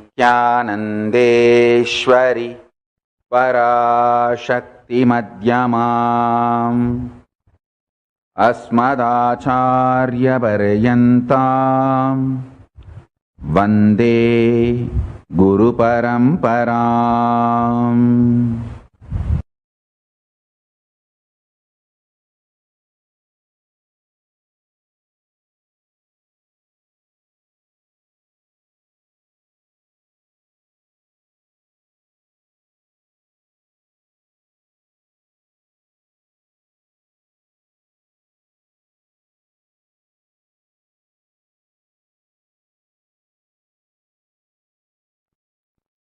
I welcome you all with my love and respect. I welcome all the living and practicing Hindus from all over the world. I welcome all the Sarvanyapita Kartas, Yajamans, manifestors, Sarvaparityagis, Srimahans, Mahans, Kotari, Tanidar, visitors, viewers, Kayakalpa Yoga participants, Kailasa's e-Gurukul students, Kailasa's ministers, ambassadors, diplomats, consulate generals and supporters, Paramashiva Ganas, Paramashivoham season 10 participants. I welcome all of you with my love and respect. First, let us offer our worship to Paramashiva Ganapati as part of the Ganesh Chaturthi Brahmotsavam, then enter into the satsang. Nithyanandam, on the auspicious 8th day of the Ganesha Chaturthi Brahmotsavam, Sri Mahaganapati Ananda Ganesha is gracing with Ashtabhuja and Ashtayudhas, 8 hands and 8 ayudhas, seated on the Swarna Simhasana in the Adi Kailasa Nithyananda Peetham. We now offer our worship at the divine feet of Sri Mahaganapati Ananda Ganesha and at the feet of Jagadguru Mahasannidhanam, His Divine Holiness Swamiji.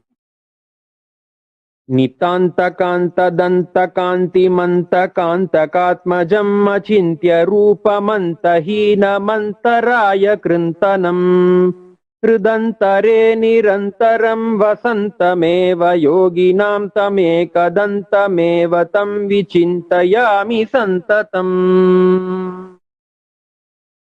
Om Dhurasi Dhurvadhurvantan Dhurvatanyo Osman Dhurvati Tandhurvayam Vayan Dhurvamastun Devanamasi Sastitamam Papritamam Juhtatamam Vanhitamande Vahutamam Ahritamasi Havirdhanan Nirgam Hasvamakvar Mitrasya Svachakusha Prekrema Bherma Sandikha Matvahi Kumsham Om Gam Ganapataye Namaha Om Sri Mahaganapate Namaha Ananda Ganeshaya Namaha Upamagrapayami Om Ipyah Svajata Vedo Pagnan Nirritim Mama Pashubhishchamakyama Pahajivanan Chadisho Disha Mano Higumti Jatave Dogam Shvampurushan Jagate Abhibhradagna Agahishyama Paripataya Om Gam Ganapataye Namaha Om Sri Ananda Ganeshaya Namaha Om Sri Mahaganapataye Namaha Ekaharati Deepam Santarshayami Om Amrite Amritodbhave Amritavarshini Amritam Shravaya Shravaya Swaha Om Gam Ganapataye Namaha Om Sri Mahaganapataye Namaha Ananda Ganeshaya Namaha Nana Vidhani Naivedyani Nivedayami Nivedananantaram Achamanam Samarpayami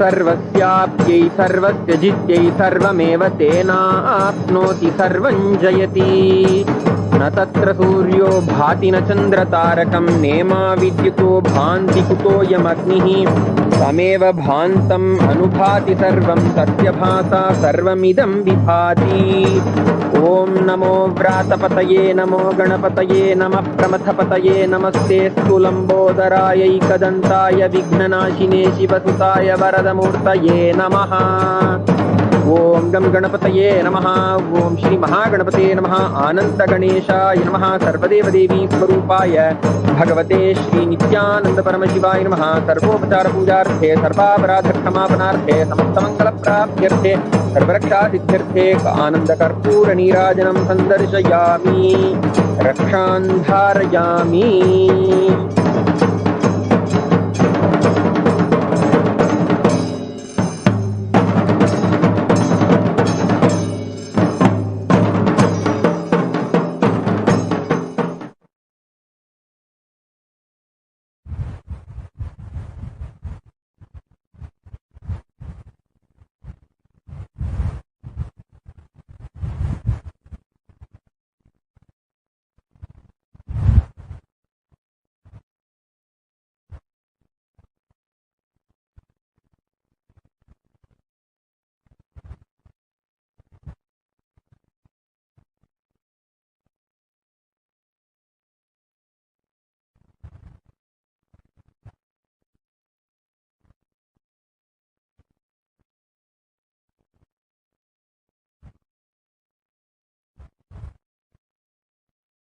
Paramashiva's message directly from Kailasa.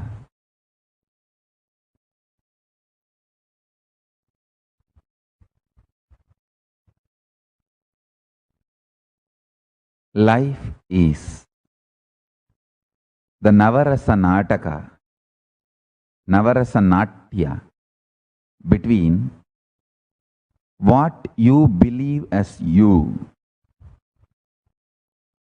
inner image, what you project yourself as you to others, outer image.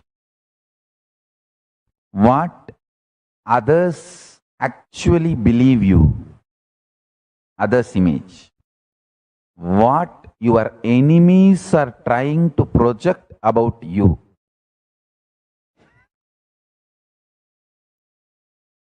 Enemy's image. Fourth one, I am introducing, listen. Life is nothing but the Navarasa Natya, Nataka between these four.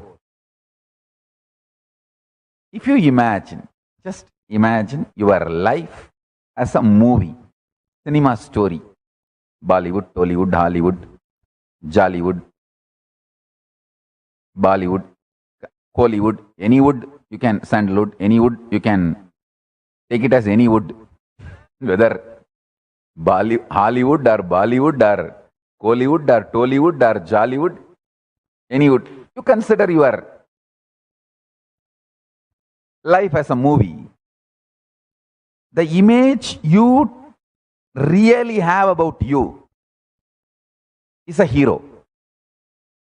The image you have about you, inner image, your inner image, that is hero. The image you project about you to others, outer image, that is heroine. The image your enemies want to project about you, build about you, that is a villain. The image actually others believe is an audience. Understand? Just spend a little time thinking, visualizing.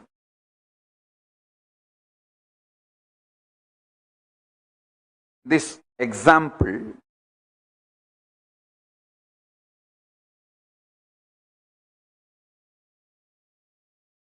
Man who puts time, treasure, talent, energy, everything on his inner image and consciously builds it, wins the game. He becomes the hero forever. Understand?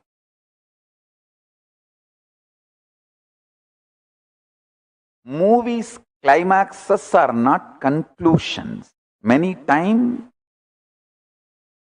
the life continues after the movie climax. Always in the movie climax they show they happily lived ever after.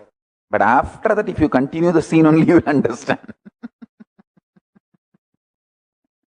Understand? Climaxes are not conclusions.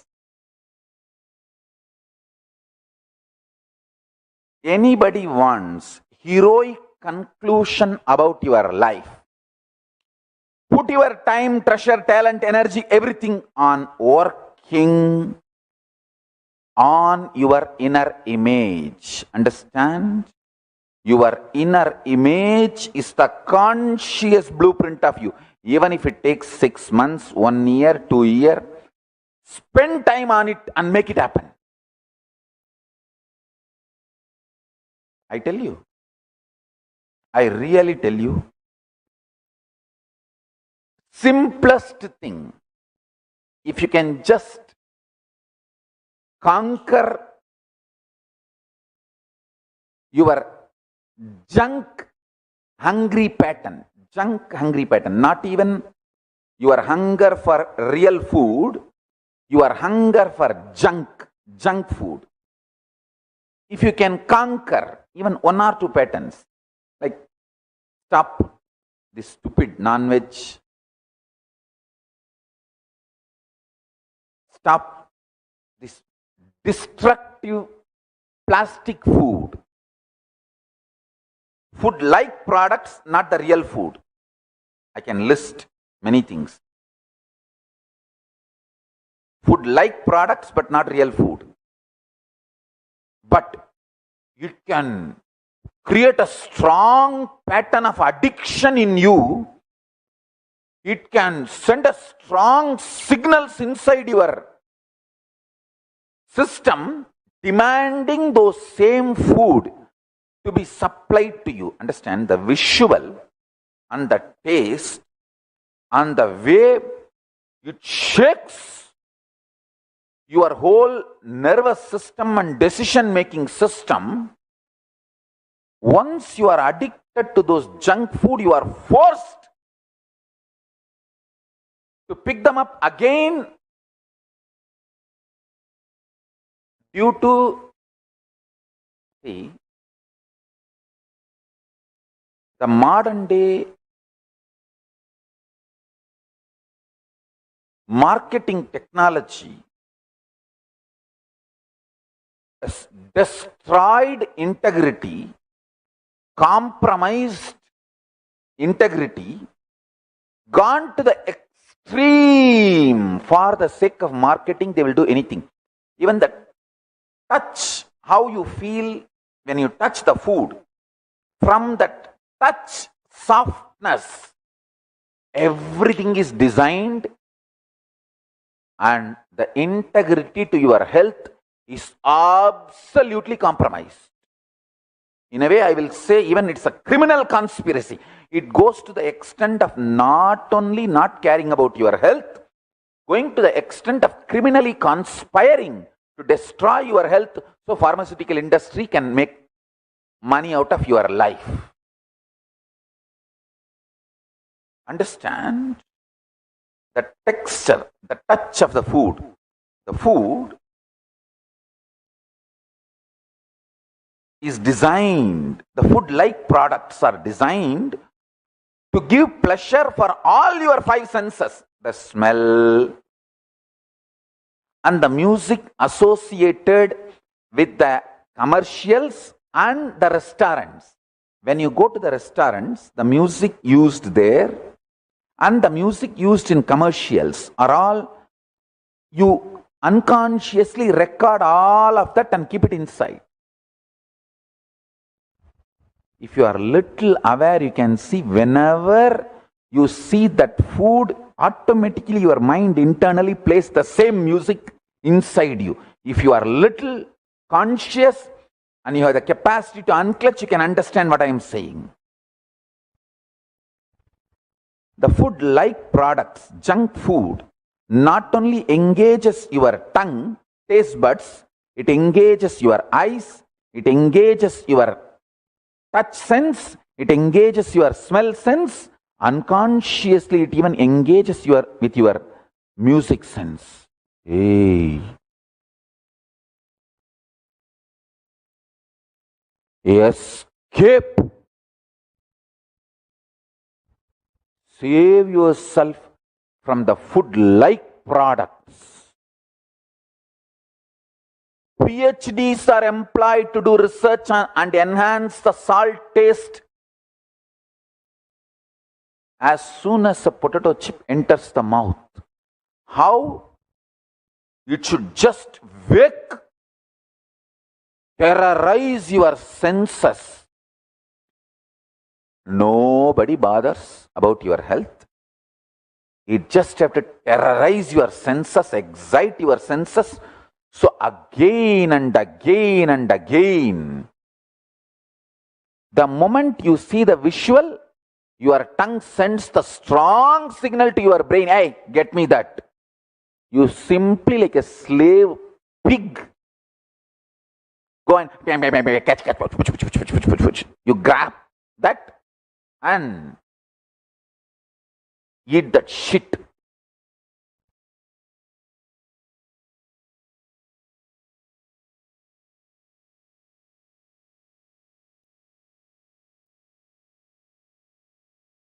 Even many of these junk food as not only the flesh of the animals, shit of the animals is there. The shit of the animals are there. But the tongue is so powerful, does not allow you to look into the ingredients. My Gurukul kids are blessed because they are given the best food. Almost 100%. If they don't go for vacation back to their home, I can say they have 100% pure body. The kids who never went to vacation back home, stayed only in our Gurukul and grew up, I can say literally you have 100% pure sattvic body. Because there's no shit added into you.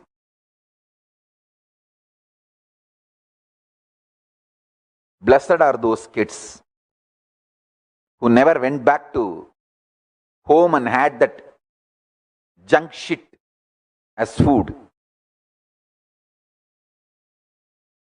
Hey, there is nothing to learn in the world.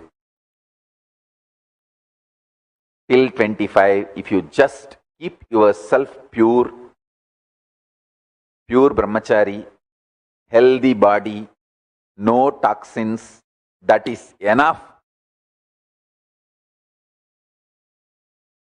Your energy is the currency for your life. I know what really need to be taught. Not that stupid maths.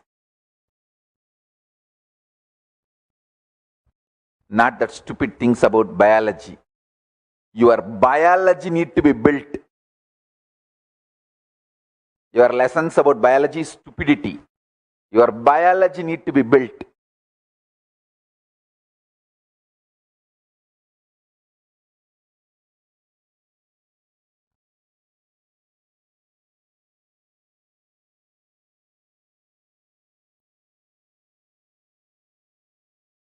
Listen carefully.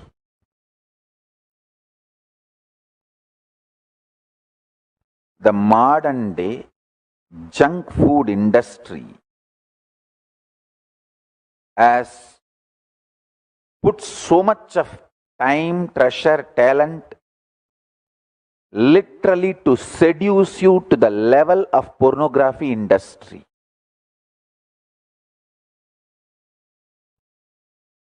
I tell you, modern day food industry, junk food industry destroys your health 1,000 times more than pornography. I'm not promoting pornography or supporting pornography. Don't make wrong conclusions. I'm only saying junk food industry is 1,000 times worse than pornography. The way it destroys your health.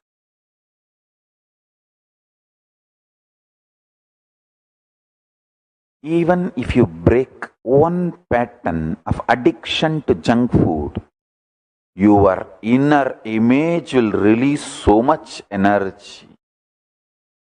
Understand? Spend your energy in chiseling the hero, you will be real hero.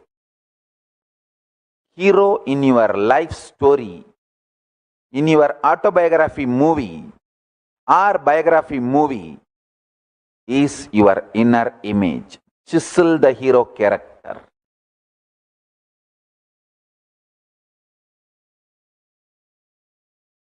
Chisel the hero character.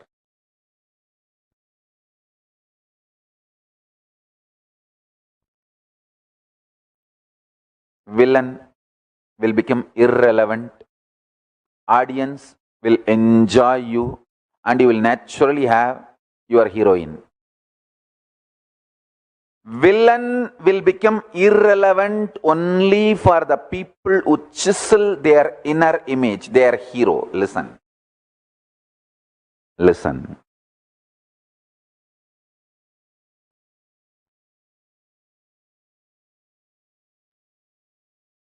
Knowing life is nothing but Navarasa Nataka between these four,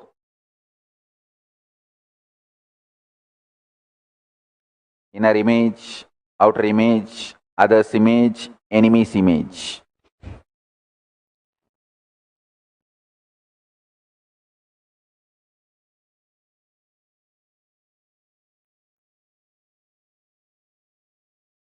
Knowing that this four image, life is the Nataka, Navarasa Nataka between these four image.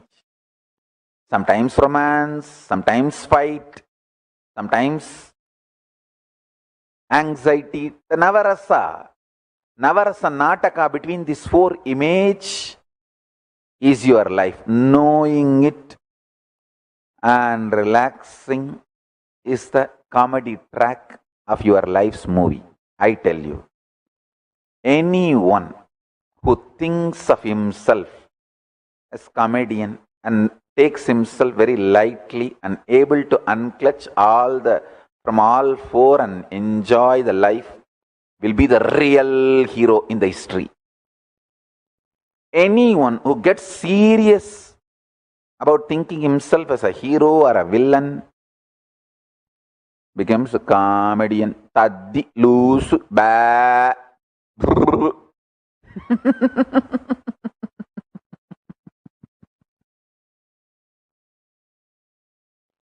Listen, if you understand life is an avarasa nataka between these four, you will take the life so lightly, joyfully.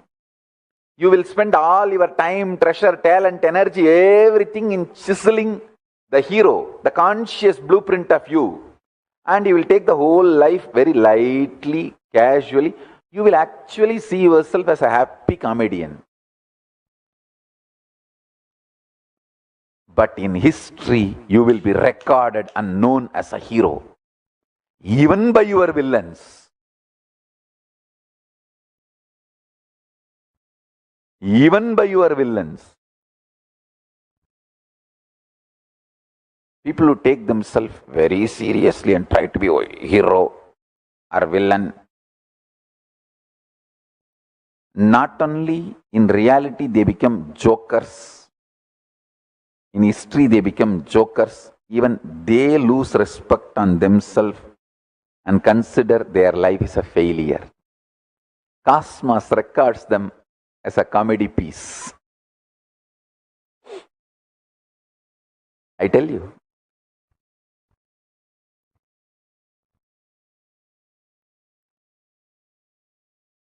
Life is Navarasa Nataka between these four images. Put your whole energy in building conscious inner image.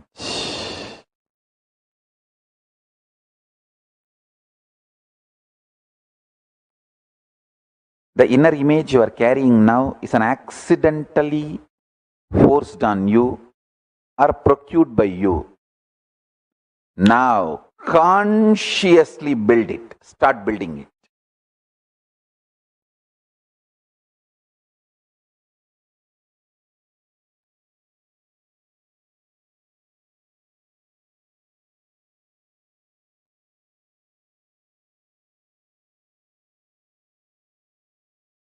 I can tell you multiple things I learned from my gurus.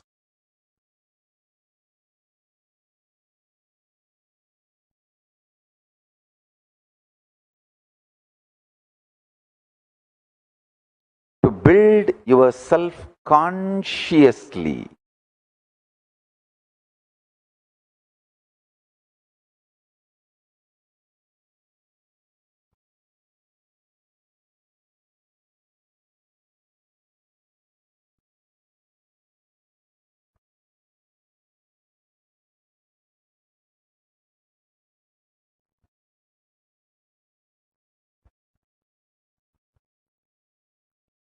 Once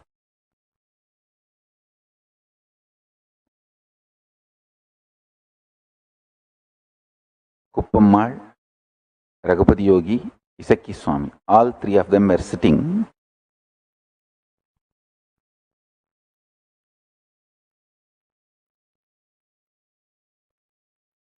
Talking some future plans about my future. And Isaki Swami has told one of his devotees, disciple, to give money for building the ashram for me.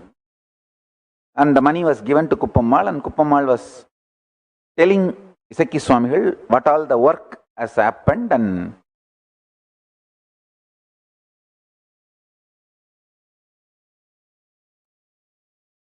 Then the discussion was going on about building my future. And in those days in Tiruvannamalai, there was a Kalyana Mandapam called Meenakshi Kalyana Mandapam. It is in the street Kamakshi Amman Koil street, behind the Kamakshi Amman temple. In Tiruvannamalai there is a street Kamakshi Amman Koil street. Behind that Kamakshi Amman temple there was a Meenakshi Amman Kalyana Mandapam. There was a meeting done by Viswa Hindu Parishad. One of my father's classmate, and I think I can say that my father's friend, his name is ABT Shaktivel. He was the president of Viswa Hindu Parishad, and in Tiruvannamalai Viswa Hindu Parishad, Hindu Munnani, all of them have very close association. They are doing a wonderful job.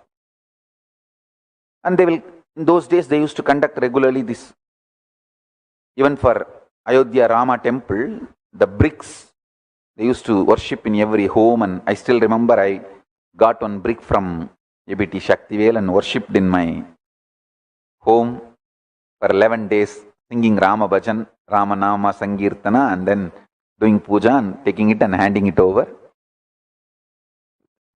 Few rupees. In those days, some, I think, 80 or 90 rupee I could collect from all my family, friends and everyone, and collected and gave.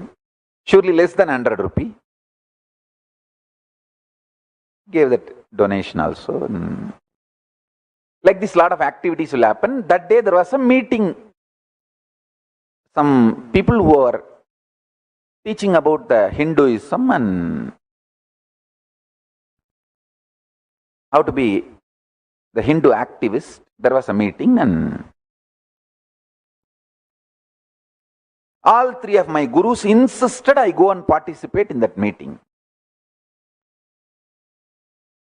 I said, if you guys say, I will naturally go. And they took me to the meeting, and I could see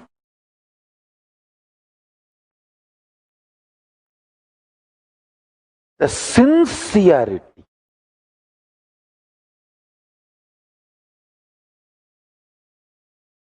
of my gurus, how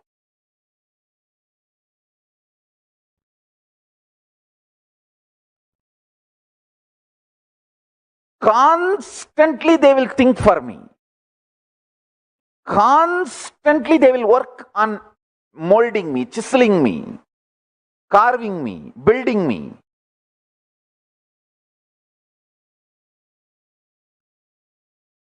They insisted that I should go to Ramakrishna Mission and have training in Ramakrishna Mat. Kuppamal even tried reaching out to them, but Ramakrishna Mat said only after 18 they can accept anyone. But I was not 18 at that time. But my gurus know that they are going to leave the body soon, so they gave sannyas and initiation, everything to me.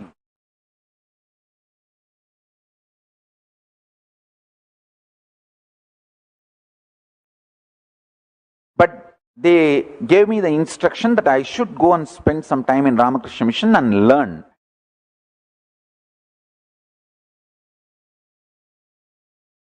I said, how Ramakrishna Mission will not allow me anymore, because they don't accept the sannyasis who have taken sannyas from other sampradaya.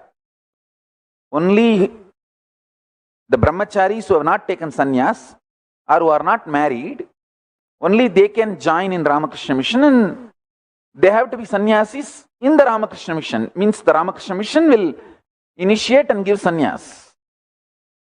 But my gurus, because they are going to leave the body, they already, at that time I did not know they are going to leave the body, but they gave all the sannyas initiation, all the proper rituals are done, everything is done.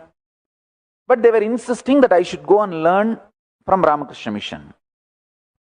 I said, how is it possible? Because they will not allow anybody who is a sannyasi from other sampradaya. Then my guru has contacted one of the sannyasi of Ramakrishna Mission. They said he gave a idea. See, he can come and be a volunteer here. Only after 10 years, the sannyas interview will happen. In that interview, if the Guruji decides, the Guru decides, he can even give sannyas again. If the Guruji decides he doesn't want to give, then he will be asked to leave. Or he can be a volunteer. He can continue to be a volunteer brahmachari. Volunteer sadhu, that will not be a problem. There will not be a problem in being a volunteer and learning. Anyhow, so it was decided that whether they will give sannyas to me or not, I will go and be a volunteer and learn. And I was very sure they will not give me sannyas because I have formally received, not only received sannyas, it is documented. And I did not hide from Ramakrishna Mission. When I went, Ramakrishna Mission Swamis, they know that I already had a guru and the guru has given me sannyas. And even I brought some of the Ramakrishna Mission sadhus to Tiruvannamalai to show my guru's samadhi, and we have photographs of all of them visiting Isakki Swamigal's samadhi. And this is my photograph in Ramakrishna Mat as a brahmachari, and we have photographs of even Ramakrishna Mission sadhus coming to Tiruvannamalai and visiting my guru's samadhi. Anyhow,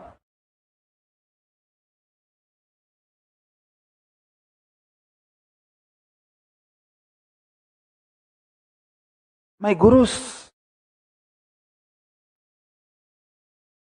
continuously worked on me, chiseling me. They insisted I should go and learn from Ramakrishna Mission, Bhagavan Swaminarayan's organization, the various internal sampradayas of Ramakrishna Mission and Swaminarayan Sampradaya. They insisted. Only now I know, because this whole Kailasa, the Moola Linga, the conscious blueprint of this Kailasa is from Ramakrishna Mission. The conscious blueprint of this Kailasa. I want to clarify, Moola Linga is not a physical object. I don't want any stupid, this Tamil Nadu publicity seekers going and giving a complaint, oh, Nithyananda stolen Ramakrishna Mission's Moola Linga. Stop. When I say Moola Linga, I mean conscious blueprint. The conscious blueprint of Kailasa, like a Hindu knowledge, Hindu administration, Hindu management, Hindu publication, everything I learnt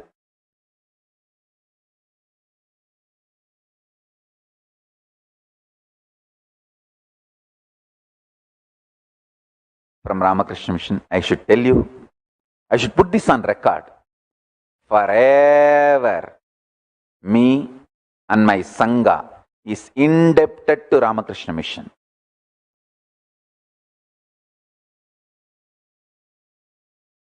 Every brick of Ramakrishna Mission is built with integrity.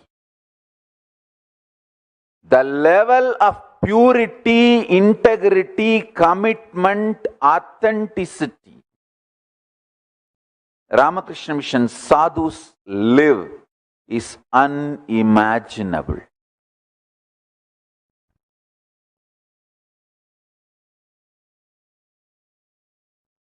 Actually, there was a time I felt this Dravish gang may kill me. So that time my first choice was, if I was killed, this whole organization should go to Ramakrishna Mission. But unfortunately, Ramakrishna Mission will never accept any organization built by other sampradaya sannyasis or other traditions. They they will run only their organizations and they will not accept anything from other sampradaya. Because I did not have the choice of Ramakrishna Mission, I went to the second choice. Okay, let me make this Guru Parampara and write it to Tiruvannamalai and Kanchipuram, Madurai.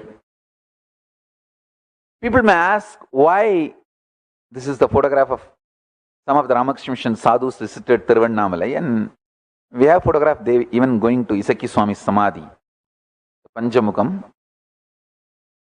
This is my Purvashram grandfather's home. The Ramakrishna Mission sadhus visited, and this is the Panjamukam where Brahmacharis and Swamis of Ramakrishna Mission visited. I took them to show my Guru's Samadhi.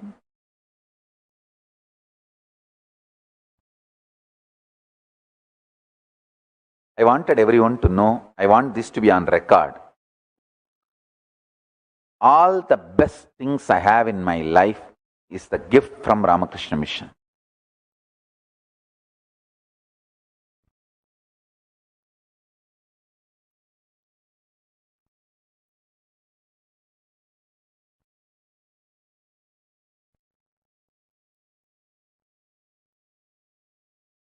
I feel pride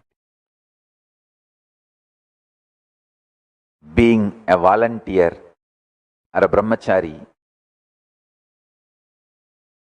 devotee of Ramakrishna Mission. I want to put this on record. Some of the great Swamis who inspired me, molded my life. Swami Gautamananda ji, every behavior of him is directly representing Ramakrishna. Swami Kamalatmananda ji, Swami Raghaveshananda ji, Swami Vitabhayananda ji, Swami Vimurtananda ji, Swami Satyajnanananda ji, Swami Asudoshananda ji. I want this to be on record. There was a brahmachari, Maharaj, Vijayaraghavan Maharaj, used to be the accounts department in charge. The integrity, I don't know his sannyas name, his name was Brahmachari Vijayaraghavan Maharaj. Absolute integrity. Wow.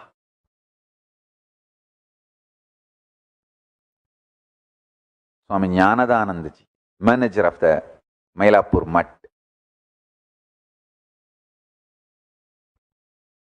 My own Guru, Diksha Guru, Swami Ranganathananda ji, is a giant. He's a second Vivekananda Ramakrishna Mission produced.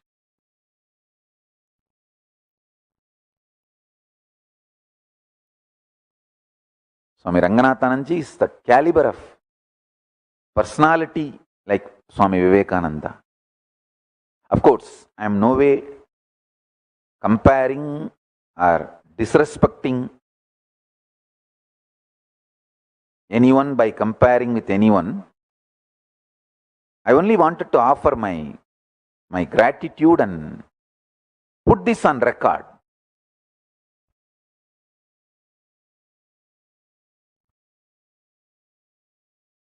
Each one of them have deeply impacted me.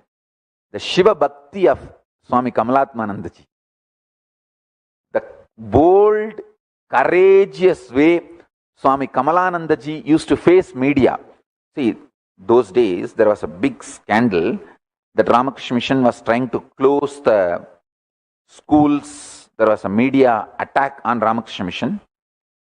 The T Nagar Ramakrishna Mission Ashram in charge, Swami Kamalananda ji, the strength and boldness with which he handled the media.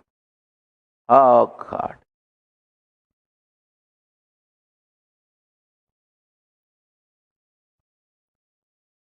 The extreme cool administration skills of Swami Gautamananda ji.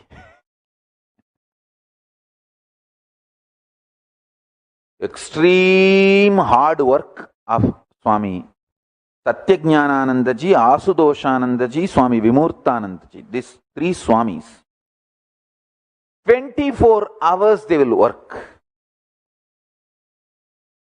The greatest author, researcher I have seen in my life personally is Swami Asudoshanandaji.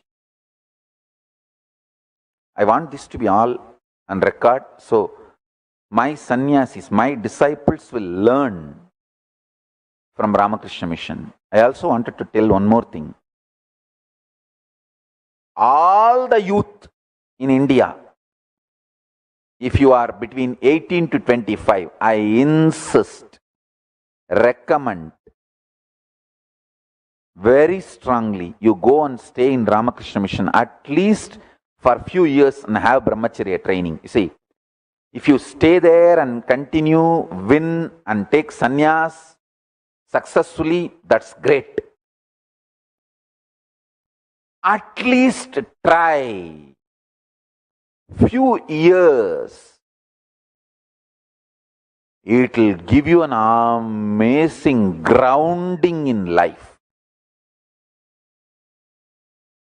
Nobody can shake me just because of the grounding Ramakrishna Mission gave me.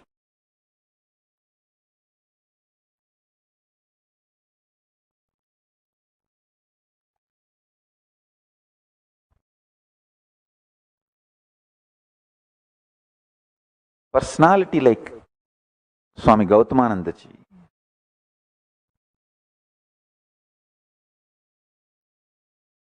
personalities like Swami Kamalatmanandaji. Yeah.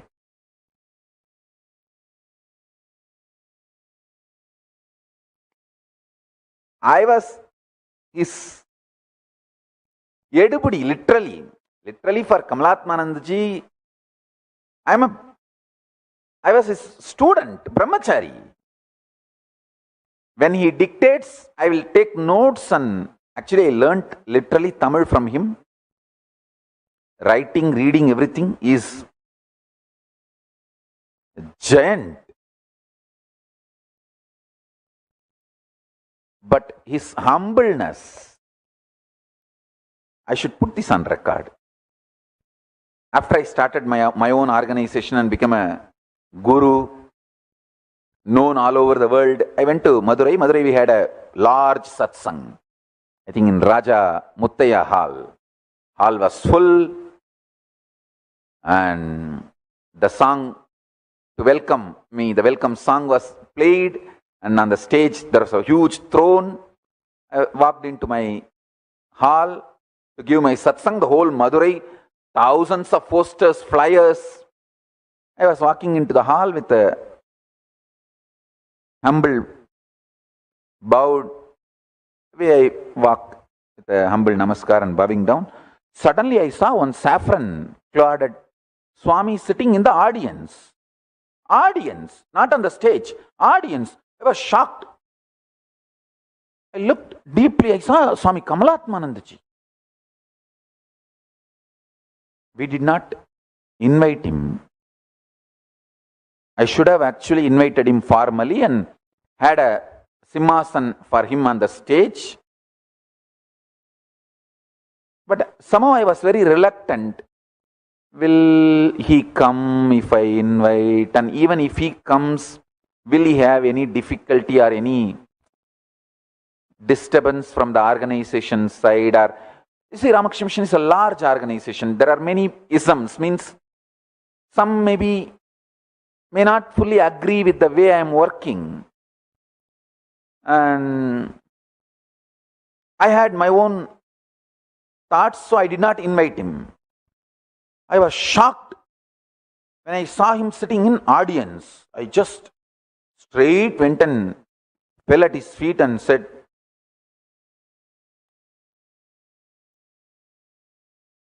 his extreme humbleness, he just slapped me on the back.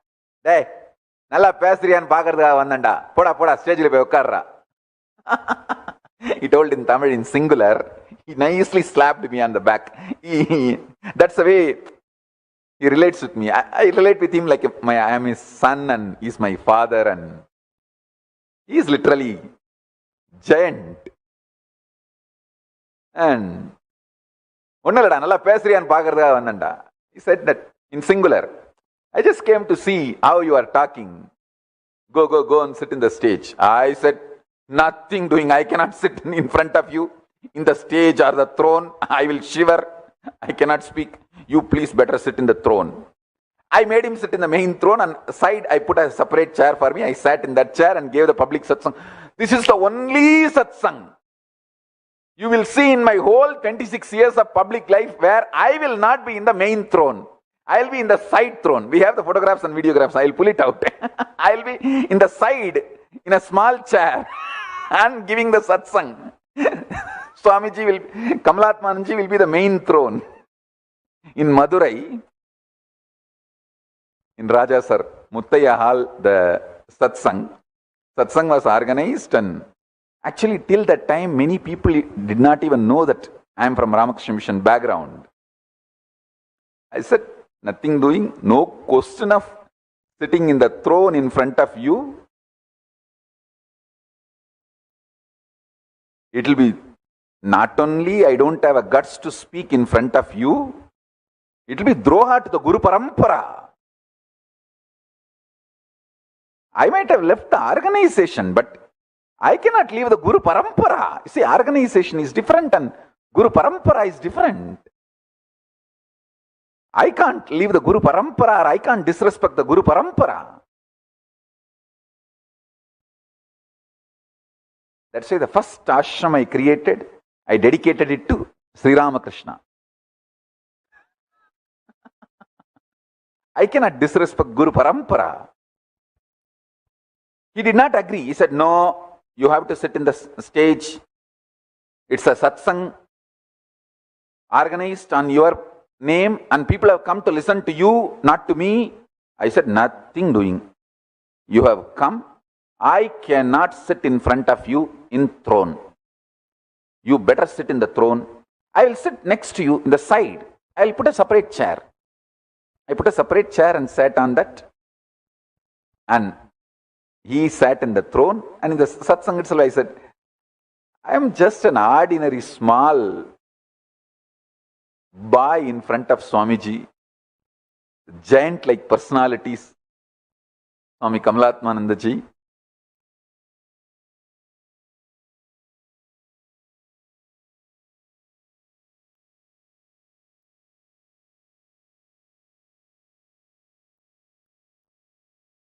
His Shiva Bhakti, oh God. He is a real Bhakta, real devotee I have seen in my life. His commitment, extreme, sincere, integrated commitment.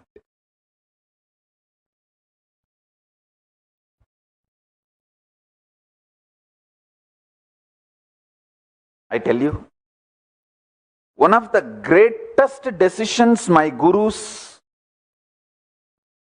did for me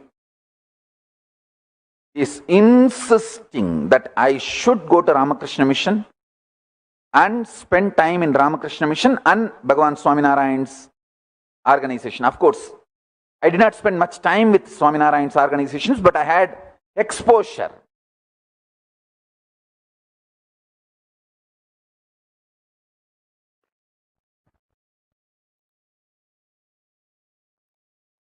This is the photograph of the first ashram I built in Erode. See, actually, my gurus have built one ashram for me in Tiruvannamalai. This is the first ashram I built. I dedicated that to Sri Ramakrishna. You can see Ramakrishna, Vivekananda, Sharada Devi, and even the ashram name, I named it as a Sri Ramakrishna Dhyanapeetam. You can see in the banner. The name is Ramakrishna Dhyanapeetam.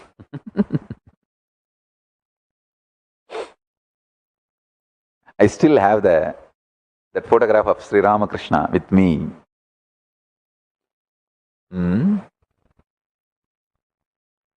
Small photograph of Ramakrishna. I still have it with me. And this is the banner, Ramakrishna Dhyanapeetam.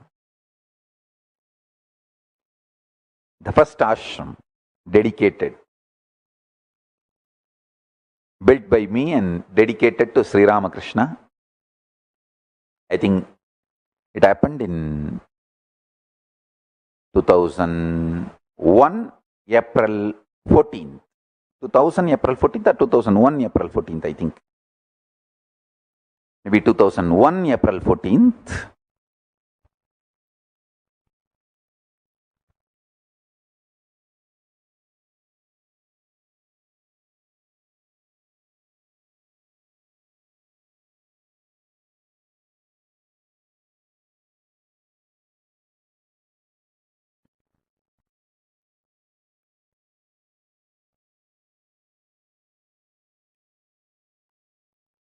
The essence of what I am trying to convey is work on your inner image, consciously building it. I never understood why my gurus insisted on working on my inner image so much.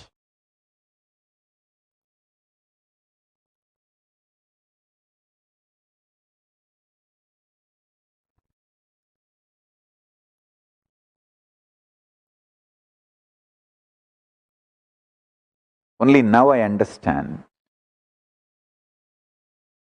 why building the conscious blueprint is so important. The inner image, consciously.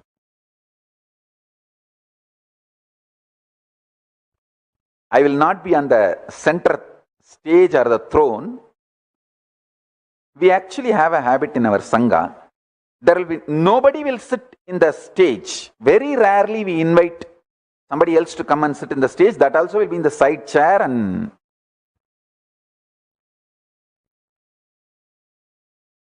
very few functions you will see people sitting with me in the dais. Otherwise, whatever size may be the dais, large 60 by 40, sometimes even the dais will be 100 by 60. There will be only one throne and I will be sitting, that's all. That's the way our whole sangha works, and this is the only satsang you will see. In the main throne, I will not be there. In the side throne only I will be there. And I want this to be on record, and I wanted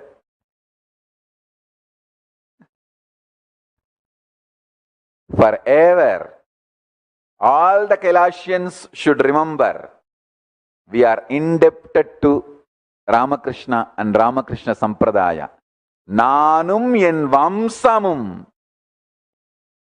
Ramakrishnarukum Ramakrishna Sangathirkum adimai.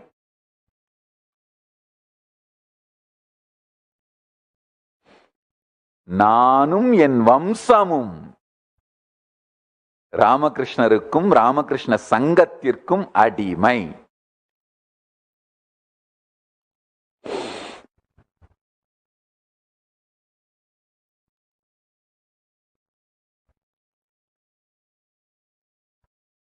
I used to do all the small work.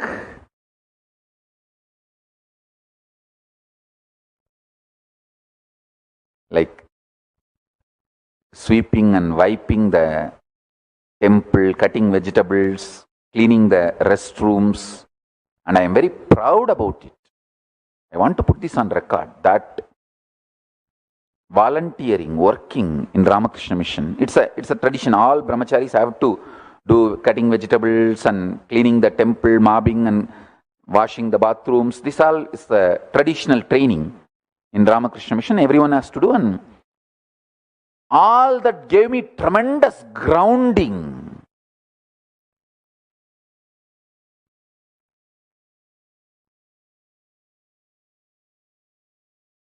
Setting the standard.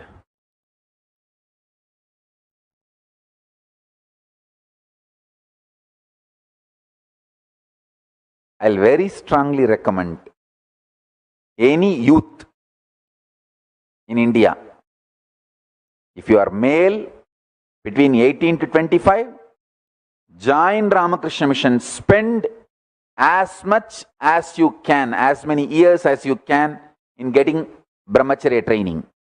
If you are female, join Sarada Mission between 18 to 25. 18 to 25. Spend as many years as possible as brahmacharini. Whether you succeed and take sannyas or not is secondary. If you take sannyas, great.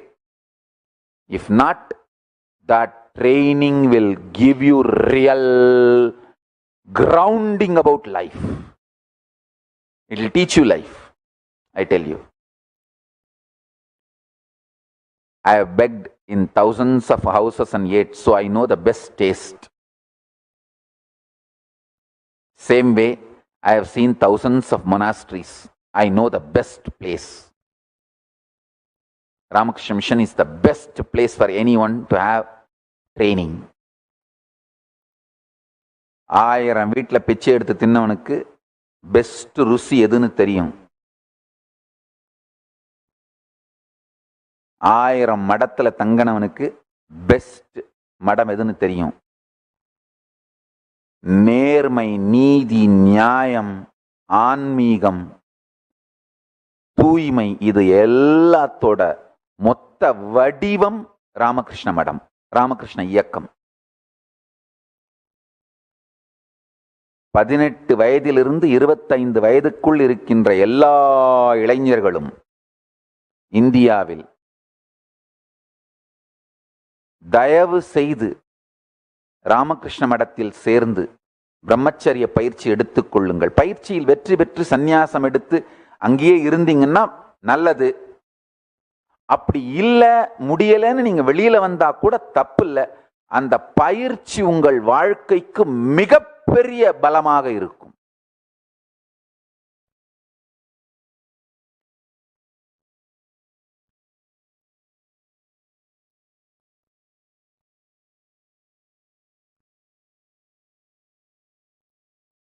இப்ப நான் சத் சங்கத்துல சொல்லிட்டு இருந்தேன் இல்லையா,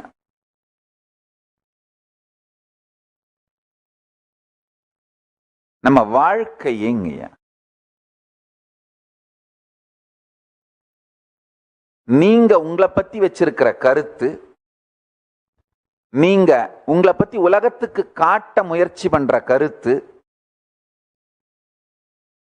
உலகம் உங்களை எப்படி பாக்குதுன்ற கருத்து, உங்க எதிரிங்க உங்களை பத்தி எப்படி இமேஜ் பில்ட் பண்ணணும்னு நினைக்கிறாங்க அந்த கருத்து, இந்த 4 கருத்துக்கு நடுவுல நடக்கிற நவரச நாட்டிய நாடகம் தாங்க என் வாழ்க்கை. நல்லா கேளுங்க. உங்களை பத்தி நீங்க வச்சிருக்கிற கருத்து, நீங்க உங்களை பத்தி எதுவா நம்புறீங்களோ அந்த இன்னர் இமேஜ்,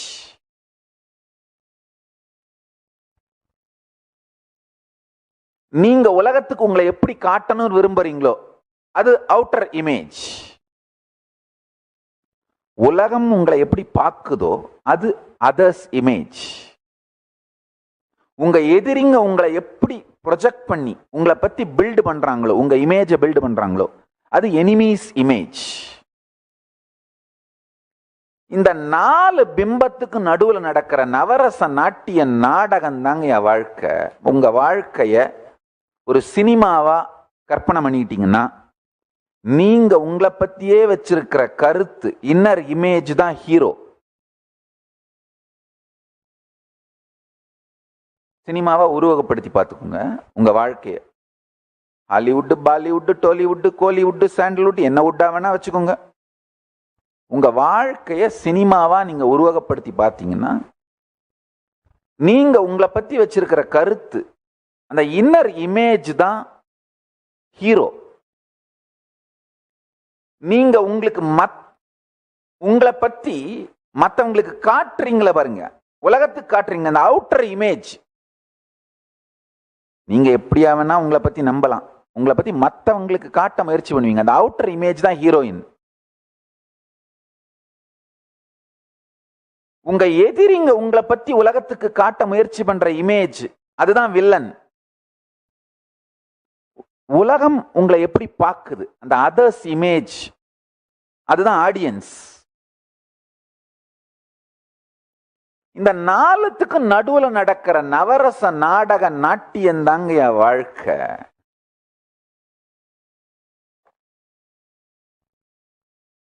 இதை கொஞ்சம் ஆழ்ந்து சிந்தனை பண்ணீங்கன்னா புரியும். நீங்க உங்களை பத்தி வச்சிருக்கிற கருத்து,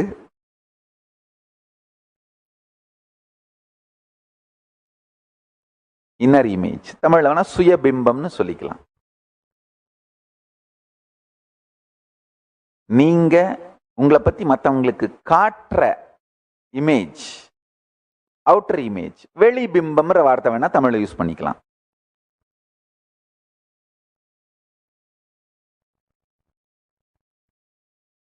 மற்றவங்க உலகம் உங்களை பத்தி எப்படி பார்க்குதோ, உலக பிம்பம்னு வச்சுக்கலாம். உலகம் உங்களை பத்தி எப்படி பார்க்குதோ, அவுட்டர் த அதர்ஸ் இமேஜ், உலகம் உங்களை பத்தி பர்சீவ் பண்ணுதோ எப்படி, அதுதான் அதர்ஸ் இமேஜ். இப்ப உலக பிம்பம்னு வச்சுக்கலாம் தமிழ் வார்த்தையில. உங்க எதிரிங்க உங்களை பத்தி எப்படி கட்டமைத்து காட்டுகிறார்கள், காட்ட முயற்சிக்கிறார்கள், அது எதிரிகளின் பிம்பம்னு வச்சுக்கலாம். எதிரிகள் உங்களை பற்றி கட்டமைக்கின்ற பிம்பம், எனிமீஸ் இமேஜ். நல்லா புரிஞ்சுங்க. உங்க எதிரிகள் உங்களை பற்றி கட்டமைத்து காட்ட முயற்சி பண்ற அந்த பிம்பம் மற்றவர்களுடைய கருத்தை மட்டும் பாதிப்பதில்லை, நீங்களே உங்களை பற்றி வைத்திருக்கும் கருத்தை கூட இவர்களால் பாதிக்க முடியும். அதுதான் மிகப்பெரிய கொடுமை. இந்த எதிரிகள் அந்த அளவுக்கு விஷம்.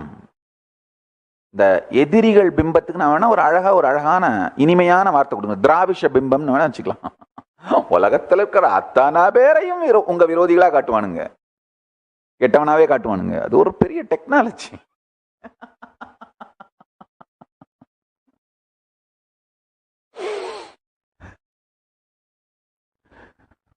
உலகத்தில் இருக்கிற அத்தனை அயோக்கியத்தனத்தையும் பண்ணிட்டு, ஆனா அடுத்தவனுங்களை எல்லாம் கெட்டவனா காட்டி, அது எவ்வளவு பெரிய டெக்னாலஜி இந்த திராவிஷ் கேங் மாஸ்டர் பண்ணி வச்சிருக்கானுங்கன்றீங்க. ஏம்மா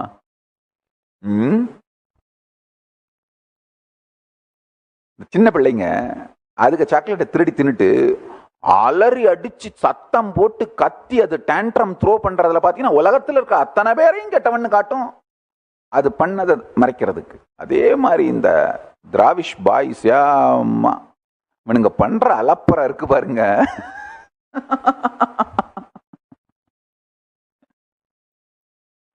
அவனுங்க கிரியேட் பண்ற, உங்களை பத்தி கிரியேட் பண்ற பிம்பம் மற்றவங்களை மட்டும் இல்லாம உங்களையே கூட நம்ப வைக்க முயற்சி பண்ணுவானுங்க. அதுல இருந்து காப்பாத்திக்கிட்டீங்கன்னா, உங்களை நீங்களே காப்பாத்திட்டா நீங்க ஹீரோ. நல்லா ஆழ்ந்து கேளுங்க.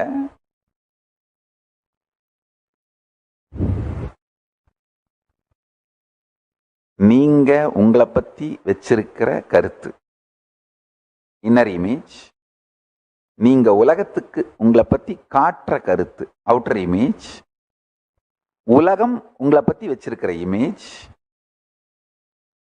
Others image. உங்க துரோகிகள் விரோதிகள் உங்களை பத்தி காட்ட முயற்சி பண்ற, பில்டு பண்ண முயற்சி பண்ற இமேஜ், திராவிஷ் இமேஜ்னு வச்சுக்கோங்க. எனிமீஸ் இமேஜ், திராவிஷ் இமேஜ். இந்த நாலுத்துக்கு நடுவுல நடக்கிற நவரச நாட்டிய நாடகம் தான் வாழ்க்கை. சில நேரத்துல ஒன்னோட ஒண்ணு ரொமான்ஸ் இருக்கும், சில நேரத்துல ஒன்னோட ஒண்ணு சண்டை இருக்கும், சில நேரத்துல ஒன்னோட ஒண்ணு பொறாமை, எல்லாம் மாறி மாறி மாறி மாறி. இந்த நாலுத்துக்கு நடுவுல நடக்கிற நவரச நாட்டிய நாடகம் தான் வாழ்க்கைன்னு புரிஞ்சு நீங்க ரிலாக்ஸ்டா ஜாலியா ஹாயா வாழ்ந்தீங்கன்னா அதுதான் அந்த சினிமாவோட காமெடி ட்ராக். நல்லா புரிஞ்சுக்குங்க, இந்த சத்தியத்தை உள்வாங்கிக் கொள்ளுங்கள். யார் யாரெல்லாம் வாழ்க்கையே இந்த நாலுத்துக்கு நடுவுல நடக்கிற நாடகந்தாம்பா அப்படின்னு புரிஞ்சுக்கிட்டு ரிலாக்ஸ்டா ஜாலியா நிம்மதியா இருக்காங்களோ அவங்க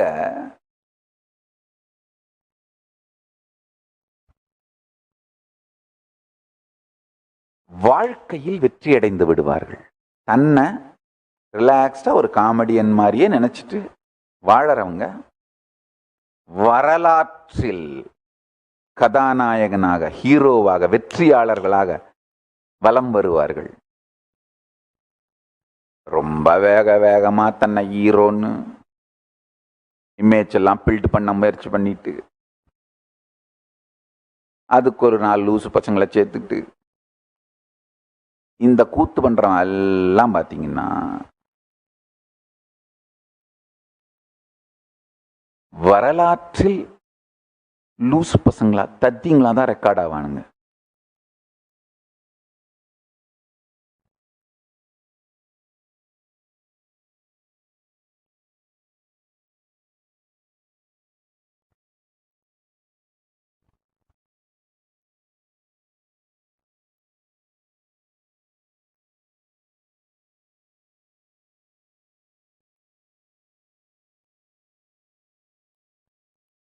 ஆழ்ந்து இதை சிந்தியுங்கள். அதுக்காக தான் டைம் கொடுத்து பொறுமையா பேசுறேன். இந்த நான் சொல்ற ஒரு ஸ்டேட்மெண்ட்டையும் ஆழ்ந்து சிந்தியுங்கள். உங்க வாழ்க்கையில பாத்தீங்கன்னாலே நீங்க உங்களை பத்தி வச்சிருக்கிற கருத்து, நீங்க உங்களை பத்தி மற்றவங்களுக்கு காட்ட விரும்புற கருத்து, அது இன்னர் இமேஜ், அவுட்டர் இமேஜ், மற்றவங்க உங்களை எப்படி பர்சீவ் பண்றாங்க, அதர்ஸ் இமேஜ், உங்க எனிமீஸ் உங்களை எப்படி காட்ட முயற்சி பண்றாங்க, எனிமீஸ் இமேஜ், இந்த 4ஐயும் பத்தி யோசிச்சு பார்த்தீங்கன்னா தெரியும். வாழ்க்கையே இது நடுவில் நடக்கிற ஒரு கூத்து தான்யா. எஸ், நவ் இப்போ அந்த போட்டோ எடுத்துட்டாங்க. நான் சத் சங்கத்தில் சொன்ன அந்த போட்டோ இங்க இருக்கு. அது மெயின் த்ரோன்ல, மெயின் சிம்மாசனத்தில் சுவாமி கௌதமானந்த்ஜி அவர்கள் அமர்ந்து இருக்க, நான் சைட்ல ஒரு சேர் போட்டு சுவாமி கமலாத்மானந்த்ஜி அவர்கள் அமர்ந்து இருக்க, நான் சைட்ல ஒரு சேர்ல உட்கார்ந்து இருப்பேன். நம்முடைய கைலாசத்தின் வரலாற்றில் இது ஒரே ஒரு முறைதான் நிகழ்ந்திருக்கிறது.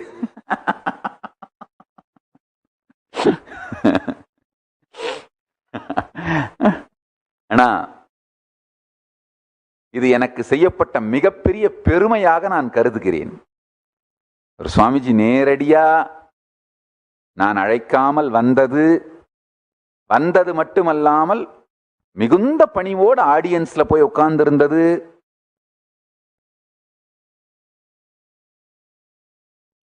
ஒரு நல்ல குரு தான் வளர்த்த சீடன் எப்படி பர்ஃபார்ம் பண்றான்னு பார்க்கறதுக்காக தன்னுடைய அந்த தகுதி அல்லது இதை பத்திலாம் கவலையே படாம, ஸ்டேட்டஸ் இதை பத்திலாம் கவலையே படாம,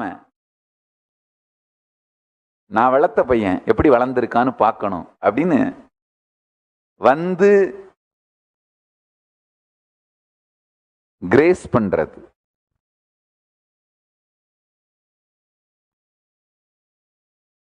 இட்ஸ் an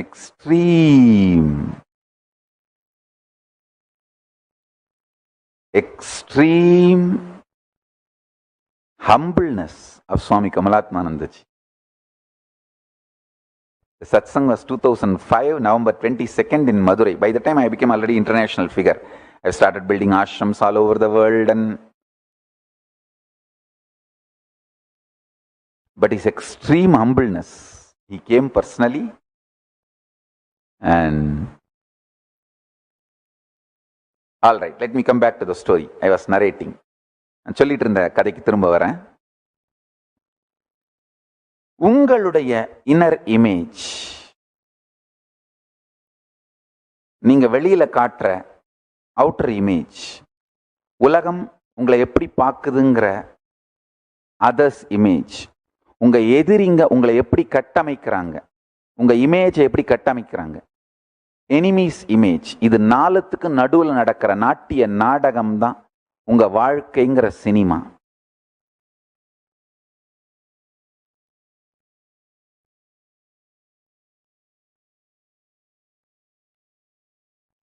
உங்க நேரம்,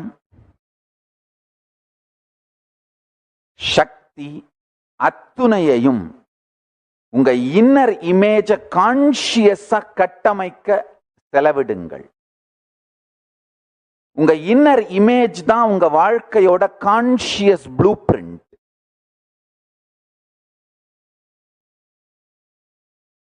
உங்க இன்னர் இமேஜ் தான் உங்க வாழ்க்கையோட மூல லிங்கம், கான்ஷியஸ் ப்ளூ பிரிண்ட்.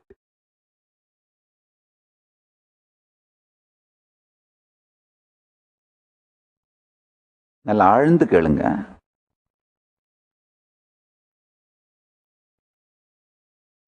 இந்த சத் சங்கத்தில் நிறைய என்னோட ராமகிருஷ்ண மடத்தில் நான் வாழ்ந்த காலத்தின் அனுபவங்களை எல்லாம் பகிர்ந்துட்டு இருந்தேன். இன்னும் இது ஒரு முக்கியமான ஒரு நிகழ்ச்சி, இதை நான் சொல்லியே ஆகணும்.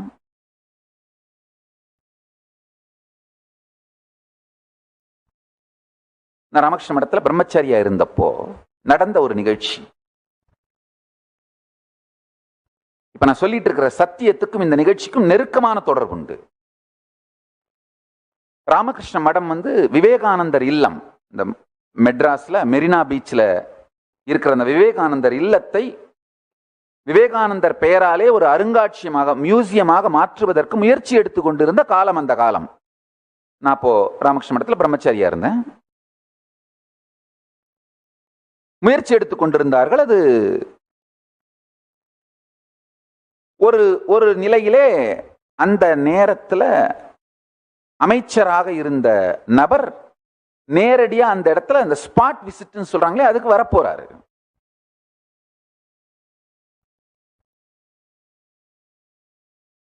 அதுக்கு இந்த பிரம்மச்சாரிகள்லாம் ஏற்பாடு பண்றாங்க. ஏற்பாடு பண்ணும்போதே நான் அந்த காஃபி டீ இதெல்லாம் ஆர்கனைஸ் பண்ற வேலை என்னுடைய வேலை. நான் பிரம்மச்சாரிங்கிறதால நேச்சுரலா அந்த வேலை தான் பிரம்மச்சாரிகள் தான் செய்ய வேண்டியிருக்கும். நான் ஆர்கனைஸ் பண்ணிட்டு அப்போவே நினைச்சிட்டு இருந்தேன், நீ காஃபி டீ வேஸ்ட் தான்ப்பா. ஏன்னா பல்வேறு காரணங்கள் நான் நினைச்சிட்டு இருந்தேன். கட்டாயமா அன்னைக்கு அந்த மீட்டிங் பெரிய சக்சஸ்ஃபுல்லா, ராமகிருஷ்ண மடத்துக்கு சக்சஸ்ஃபுல்லா போகாதுன்னு நினைச்சிட்டு இருந்தேன். நிறைய காரணங்கள், அதாவது கொள்கை ரீதியா ராமகிருஷ்ண மடம் இந்து மதம் சார்ந்த இயக்கம். ரெண்டாவது, ராமகிருஷ்ண மடத்தோட மிகப்பெரிய கொள்கை லஞ்சம் கொடுக்க மாட்டாங்க, ஒரு பைசா லஞ்சம் கொடுக்க மாட்டாங்க. ராமகிருஷ்ண மடத்தின் ஒவ்வொரு செங்கல்லும் நேர்மையினால் கட்டப்பட்டது. இன் அண்ட் அவுட் ராமகிருஷ்ண மடத்தை நான் பல ஆண்டுகள் பார்த்தவன்றதுனால சொல்றேன். நேர்மையின் மொத்த வடிவம் ராமகிருஷ்ண மடம். லஞ்சம் கொடுக்க மாட்டாங்க. இது எங்கடா இந்த ப்ராஜெக்ட் முடிய போறது? இது இவ்வளவு பெரிய சொத்து, கவர்மெண்ட் கிட்ட இருந்து வாங்கணும். ராமகிருஷ்ண மடமா லஞ்சமும் கொடுக்க மாட்டாங்க. இது இந்து மதம் சார்ந்த ஒரு, இந்து மதத்திற்கே தாய் மடி ராமகிருஷ்ண மடம். இது எங்க முடிய போகுது? சரி, காஃபி டீ செலவு தான் வேஸ்ட் அப்படின்னு நினைச்சிட்டே பண்ணிட்டு இருந்தேன். அன்னைக்கு மினிஸ்டர் ஸ்பாட் விசிட்டுக்கு வரணும். அது மட்டும் இல்லாம இந்த ஊடகம் மீடியா கட்டமைத்த அந்த மினிஸ்டரை பத்தி எனக்கு இருந்த இமேஜ் பயமா வேற இருந்தது. அவருடைய தனிப்பட்ட வாழ்க்கையை பத்தியோ இல்ல பல விஷயங்களை மீடியா ஊடகம் கட்டமைத்து வைத்திருந்தது. அதெல்லாம் நினைச்சிட்டு ஐயோ என்னடா நடக்க போகுது இன்னைக்கு. ஏன்னா எங்க மடத்தோட சுவாமி கௌதமானந்தஜி நேரடியா அவரை மீட் பண்ண போறாரு. ஏதாவது அந்த மினிஸ்டர் மரியாதை குறைவா நடந்துருவாரா, இல்ல நம்ம சுவாமிஜியோட மரியாதைக்கு எங்கேயாவது பங்கம் வந்துருமா, என்ன நடக்க போகுது? ஒரு பயம் கலந்த, பரிதவிப்பு கலந்த, இது என்னடா இது, இன்னைக்கு இந்த மீட்டிங் நடந்தாகணுமா, நடக்காமலே அந்த இடம் ராமகிருஷ்ண மடத்துக்கு வந்துடக்கூடாதா அப்படின்லாம் நான் நினைச்சிட்டு இருந்தேன். எனக்கு தெரிஞ்சது அந்த காலத்துல ஒன்னே ஒண்ணுதான், பிரார்த்தனை பண்றது மட்டும்தான். ராமகிருஷ்ணா அப்பா, எப்படியாவது இந்த இடம் வந்துடணும், மியூசியம் ஆயிரணும், இது மக்களுக்கெல்லாம் பெரிய இன்ஸ்பிரேஷன் ஆகும். என்னுடைய தனிப்பட்ட விருப்பம் அந்த இடத்துக்கே விவேகானந்தர் பீச்னு பேர் வைக்கணும் அப்படின்னு அரசாங்கம் அப்படிலாம் செய்யணும்னு ரொம்ப விரும்பினேன். அங்கே விவேகானந்தர் சிலையும் ஒன்று இருக்கு. நல்லா மொத்த நிகழ்ச்சியும் ஆழ்ந்து கேளுங்க, கேட்ட பிறகுதான் புரியும். அந்த குறிப்பிட்ட டைம் வந்தது, மினிஸ்டரும் வந்துட்டாரு. சுவாமி கௌதமானந்த்ஜி இருந்தாங்க, சில பிரம்மச்சாரிகள் இருந்தாங்க, சில சன்னியாசிகள் இருந்தாங்க, நானும் அங்கே இருந்தேன். நான் எடுபிடி டீ காஃபி எல்லாம் தயார் பண்ணி அந்த சர்வ் பண்ற வேலை எனக்கு. மினிஸ்டர் கார்ல இருந்து இறங்கி சில நிமிடங்களே என் தலையில சம்மட்டி அடி மாதிரி அதிர்ச்சி. எனக்கு ஒரு பெரிய ஞான கண்ணே திறந்த மாதிரி இருந்தது. காரணம், அந்த மினிஸ்டர் பிஹேவ் பண்ண மிக உயர்ந்த பண்பாடோடு அவர் நடந்து கொண்ட விதம், மிக உயர்ந்த நல்ல தன்மையோடு, அவருடைய பேரை நான் சொல்ல விரும்பல, மிக உயர்ந்த அவருடைய பிஹேவியர். அவரு கௌதமானந்தஜி, சுவாமிஜி கௌதமானந்தஜி கிட்ட பிஹேவ் பண்ண மெத்தட் மட்டும் இல்ல, எங்க கிட்டலாம், நான் பிரம்மச்சாரி, நாங்கெல்லாம் டீ காஃபி எடுத்து வைக்கிற பசங்க, எங்க கிட்டலாம் அவர் பிஹேவ் பண்ணது கூட எனக்கு ஆச்சரியத்தை அளித்த மிகுந்த எளிமை, பணிவு. இப்போ மீடியா முன்னாடி எளிமையா இருப்பாங்க, பணிவா இருப்பாங்க, அதெல்லாம் வேற. மீடியாலாம் அனுப்பின பிறகு தனிப்பட்ட விதத்துல மேபி அந்த மீட்டிங் வந்து ஒரு ஓரிரு மணி நேரம் இருந்திருக்க வாய்ப்பு இருக்கு. மினிஸ்டர்ஸ்னா, அரசியல்வாதிங்கனாலே நம்மளுக்கு ஒரு மீடியால ஒரு இமேஜ் பில்டப் பண்ணி ப்ரொஜெக்ட் பண்ணி வச்சிருக்கிறது. அது மட்டும் இல்லாமல் அந்த பிடபிள்யூடி ஆபீசர்ஸ் பண்ண அலப்பற, அப்பா,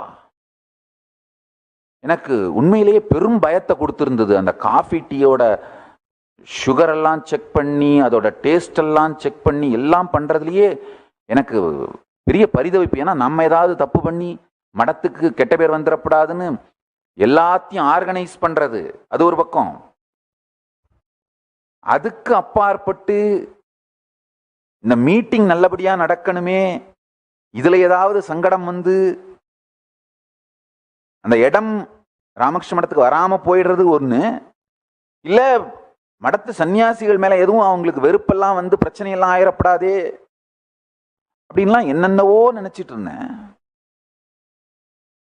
நான் எதிர்பார்க்காத அளவு, நினைச்சே பார்க்க முடியல, அவ்வளவு பணிவு, நேர்மை. அப்புறம் அந்த மீட்டிங் நடந்தது. அவர், இந்த மினிஸ்டர் வந்து ஸ்பாட் விசிட் பண்ணாரு, சுத்தி பார்த்து சுவாமிஜியோட உட்கார்ந்து ஒரு சின்ன மீட்டிங் மாதிரி.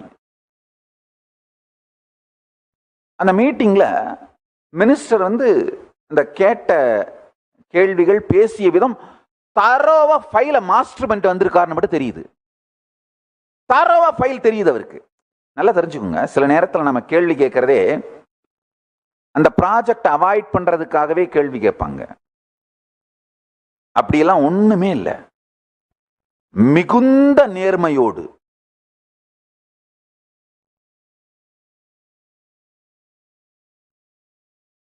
அவர் கேட்ட கேள்விகள், அப்கோர்ஸ் சுவாமி கௌதமானந்த்ஜி ரொம்ப மெச்சூர்டான பர்சனாலிட்டி, மிகுந்த அவருடைய மெச்சூரிட்டியும் நிர்வாக திறமையும் சொல்லவே முடியாத மிகுந்த நேர்மையான மெச்சூர்டான பர்சனாலிட்டி. எல்லாத்துக்கும் விளக்கம் கொடுத்தாரு. அந்த விளக்கத்தை மினிஸ்டர் வாங்கிக்கிட்ட விதம், இது எல்லாத்தையும் நான் பார்த்து எனக்கு ஆக்சுவலா ஒரு ஞான கண்ணே திறந்தது. அதாவது மீடியா கட்டமைக்கிற இமேஜ சத்தியமா நம்ப கூடாது, அது முழு பொய்ன்றது. அதாவது இந்த left wing, right wing, Hindu மதம், கிறிஸ்தவ மதம், இஸ்லாமிய மதம், மதம் சார்ந்து, திராவிடம், ஆரியம், இனம் சார்ந்து, இது சார்ந்தெல்லாம் மீடியா உருவாக்கி வைக்கிற இமேஜஸ்ல நாம தனி மனிதர்களின் தங்கத்தன்மையை பார்க்க மறந்து விடுகிறோமோன்னு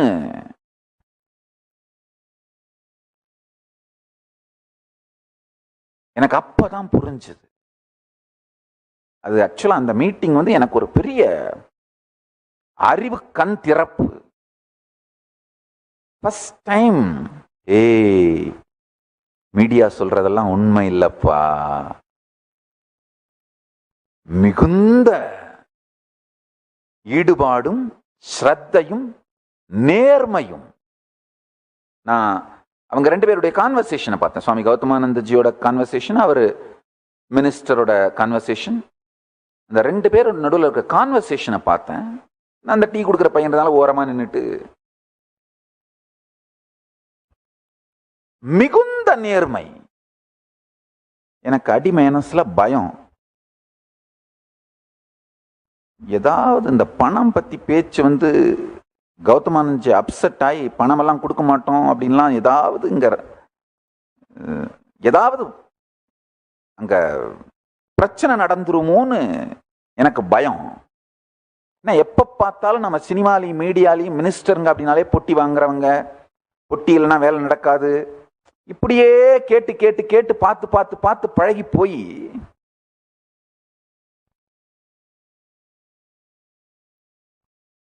அந்த ஒரு மீட்டிங்ல வந்து எனக்கு ஒரு மிகப்பெரிய மன ரீதியான அதிர்ச்சினே சொல்லலாம், மென்டல் ஷாக். இவருடைய எளிமை, அந்த மினிஸ்டரோட எளிமை, நேர்மை, தெளிவு, அந்த ஃபைலை பத்தி தரோவா தெரிஞ்சு வச்சிருக்கிறது.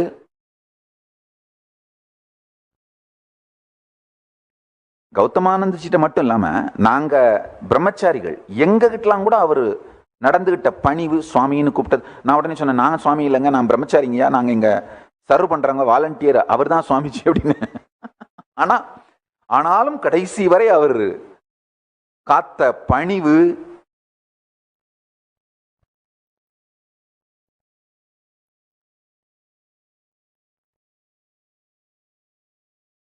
ஏன்னா மீடியால எல்லாம் பார்க்கும்போது அவங்களெல்லாம் பெரிய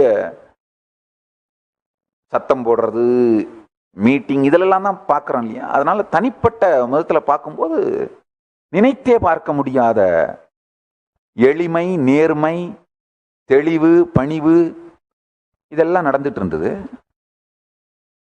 மீட்டிங் முடிஞ்சதும் அந்த ஆஃபீஸர்ஸ்லாம் பார்த்தாரு. அது என்ன கண்ணில் சிக்னல் பண்ணாங்களா கையில் சிக்னல் பண்ணாங்க, அந்த ஆஃபீஸர்ஸ்லாம் கொஞ்சம் மெதுவாக நவந்துட்டாங்க. இவர் மினிஸ்டர் வந்து கௌதமானந்த்ஜி கிட்ட வந்தார். எனக்கு அடிவயிறு கலங்கிருச்சு. ஐயோ, இப்பத்தான் ஒருவேளை பணம் பற்றி கேட்க போகிறாங்களோ, அதனால தான் மற்றவங்களாம் நவர சொல்லிட்டாங்களோ அப்படின்னு அடிவயிறு கலங்க ஆரம்பிச்சிருச்சு. ஏன்னா கௌதமானந்த்ஜி எப்படி ரியாக்ட் பண்ணுவார் அப்படின்னு. ரொம்ப பொறுமையாக அந்த மினிஸ்டர் சொன்னார், சாமி ஃபைலை பாஸ் பண்ணிடுறேன், எங்கள் பேரை சொல்லி உங்ககிட்ட யாரும் பணம் வாங்கிட போகிறாங்க, யாருக்கும் பணம் கொடுக்காதீங்க. அதான் என் தலைமையில விழுந்த கடைசி சம்மட்டி அடின்னு சொல்லலாம். இப்படியே சொன்னார், சாமி ஃபைலை பாஸ் பண்ணிடுறேன், எங்க பேரை சொல்லி உங்ககிட்ட யாரும் பணம் வாங்கிட போறாங்க, யாருக்கும் பணம் கொடுக்காதீங்க. ஆஹா, உண்மையிலேயே அவர் பேரை சொல்லி பதிவிடணும்னு நான் விரும்புறேன், ஆனா பேரை சொல்ல மாட்டேங்கிறேன். காரணம், ஒரே காரணம் தான், நான் அவரை புகழ்கிறேன்றதுக்காக அவரை மீடியா போய் கலாட்டா பண்ணுவாங்க, அவரை ஏதாவது தீண்டுவாங்க, ஃபோர்சிபிளா அவரை ஏதாவது ஒரு ஸ்டேட்மெண்ட் கொடுக்க வைப்பாங்க. அதை கொடுக்க வச்சு நித்தி வாங்கிய பல்புன்னு அதை ஒரு பல்ப் வாங்கிய நித்தின்னு போட்டு ஒரு ஷோ ஆக்குவாங்க அவருக்கு. ஏன்னா நான் இப்ப பப்ளிக் ஃபிகர் ஆன பிறகு அவரை நான் பார்த்தது கூட கிடையாது. அவருக்கு ஆக்சுவலா அந்த மீட்டிங்ல நான் இருந்தனான்னு அவருக்கு தெரியுமான்னு கூட எனக்கு தெரியாது. ஏன்னா அப்ப நான் பப்ளிக் ஃபிகர் கிடையாது. இந்த மீட்டிங் நடந்தப்ப, இது ரொம்ப நாளைக்கு முன்னாடி, நான் ராமகிருஷ்ண மடத்துல பிரம்மச்சரியா இருந்த காலம்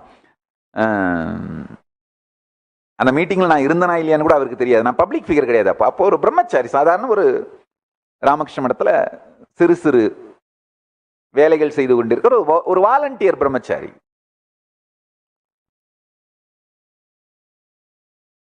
எனக்கு என்ன பாடம் கொடுத்ததுன்னா, இந்த எதிரிகள் கற்பிக்கின்ற பிம்பத்தின்படியே அந்த மனிதர்கள் நிஜமாக இருப்பதில்லைன்ற பாடம் எனக்கு புரிஞ்சது.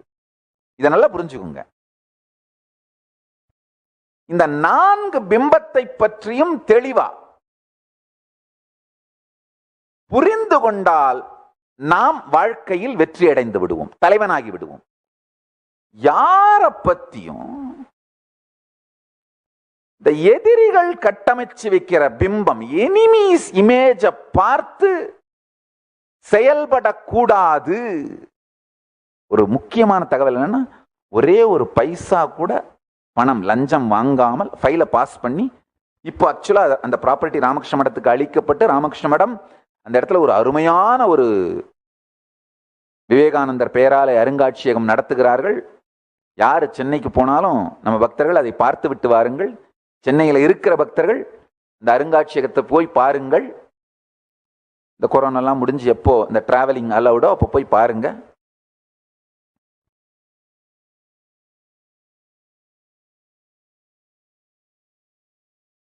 இது ஒரு நடந்த நிகழ்ச்சி. இந்த ஆபீசருங்க பண்ண அலப்பறைக்கும் அந்த மினிஸ்டரோட நேர்மைக்கும் சம்பந்தமே இல்லாம இருந்தது.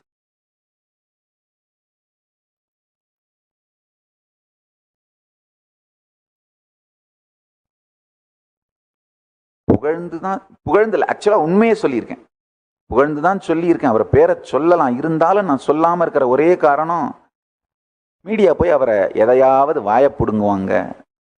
நித்தி உங்களை புகழ்ந்து இருக்காரு, என்ன உங்களுக்கும் அவருக்கும் கனெக்ஷன், எதையாவது வாயப்புடுங்குவாங்க. அவர்கிட்ட இருந்து ஏதாவது ஒரு ஸ்டேட்மெண்ட்டை வாங்கி அதை ட்விஸ்ட் பண்ணி பல்பு வாங்கிய நித்தின்னு போட்டு, அது மட்டும் இல்லாமல் அவரை ஹர்ட் பண்ணுவாங்க.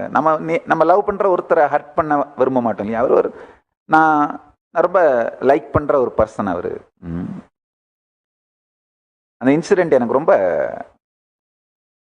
ராமகிருஷ்ண மடத்துக்கு கொடுத்துட்டாரு ஒன்று, பணம் வாங்கலை அப்படிங்கிறது இன்னொன்று. ரொம்ப நேர்மையோட அதை சொன்னார் அந்த சுவாமிஜிட்ட. நல்லா ஞாபகம் இருக்கு.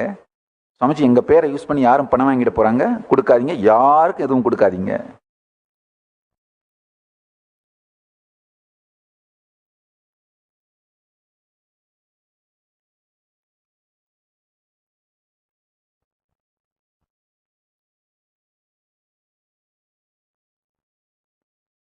இந்த போட்டோ இப்போ விவேகானந்தர் இல்லம் இருக்கிற அந்த மியூசியம் இருக்கிற இடம்.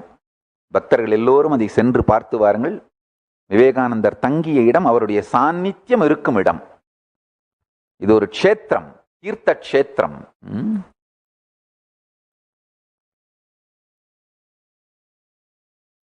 நல்லது.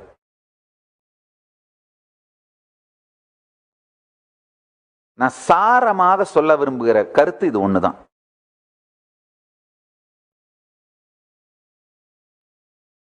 உங்களுடைய இன்னர் இமேஜ கான்ஷியஸா கன்ஸ்ட்ரக்ட் பண்ணி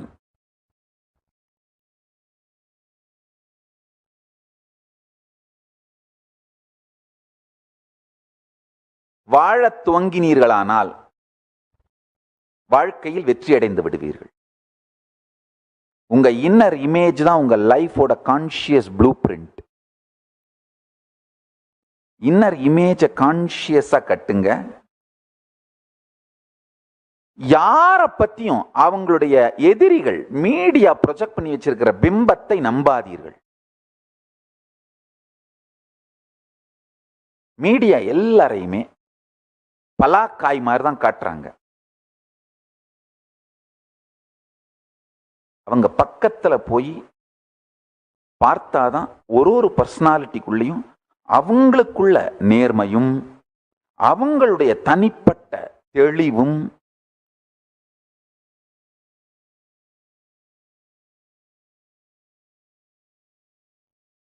புரிய வரும்.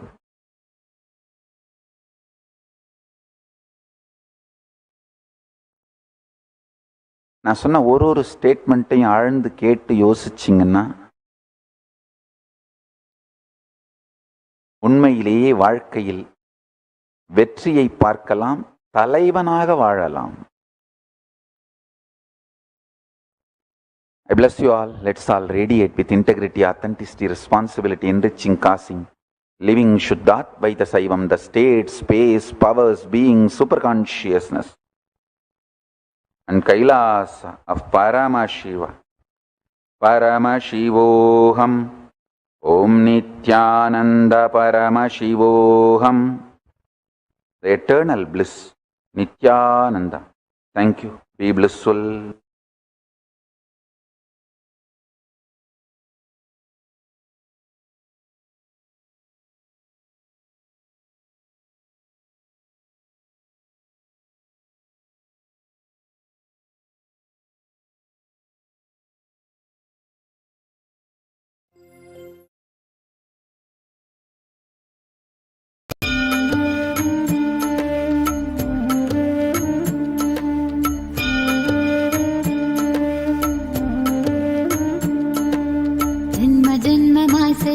தவமோ உற்ற நண்பனாய் நித்யானந்தனும் வந்து உதித்தான் ஜென்ம ஜென்மமாய் செய்த தவமோ உற்ற நண்பனாய் நித்யானந்தனும் வந்து உதித்தான்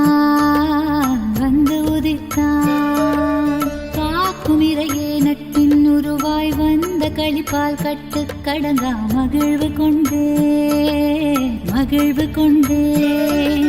மலை போல் வரும் துயர் யாவையும் நொடிப்போதினில் பொடியாக்கிட புயலாய் வருவான், துணையென வருவான்.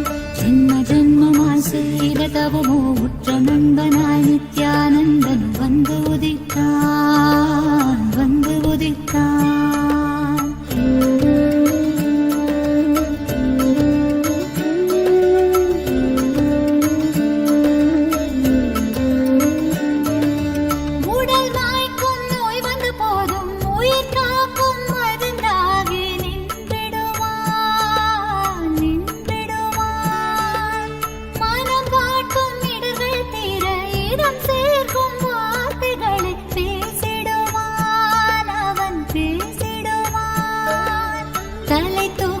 கருவங்களை தடம் மாற்றிட வெடிப்பான், தலை தூக்கிடும் கருவங்களை தடம் மாற்றிட வெடிப்பான். பின் கருணை மழையாய் பொழிவான், தினம் கருணை மழையாய் பொழிவான். பின் கருணை மழையாய் பொழிவான், தினம் கருணை மழையாய் பொழிவான். ஜென்ம ஜென்மமாய் செய்த தவமோ உற்ற நண்பனாய் நித்யானந்தன் வந்து உதித்தான்.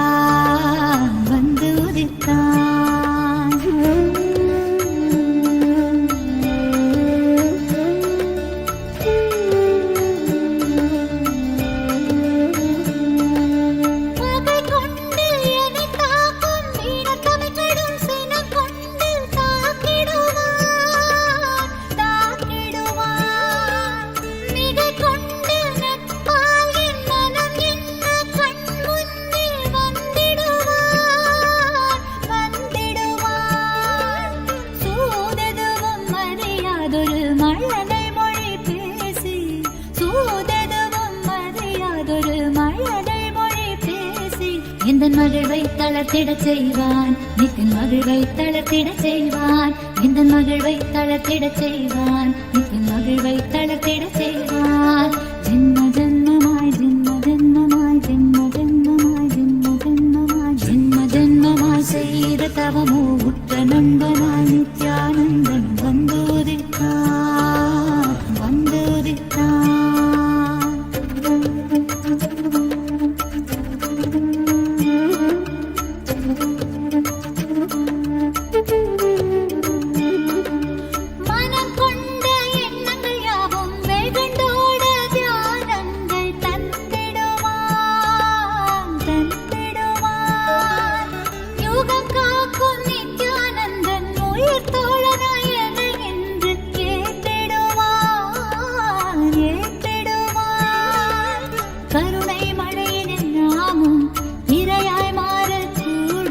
அவன் கருணை மழையில் நாமும் இரையாய் மாறக்கூடும். சரணம் அடைந்தால் அருள்வான், அவன் சரணம் அடைந்தால் அருள்வான். சரணம் அடைந்தால் அருள்வான், அவன் சரணம் அடைந்தால் அருள்வான். ஜென்ம ஜென்மமாய் செய்த தவமோ உற்ற நண்பனாய் நித்யானந்தனும் வந்து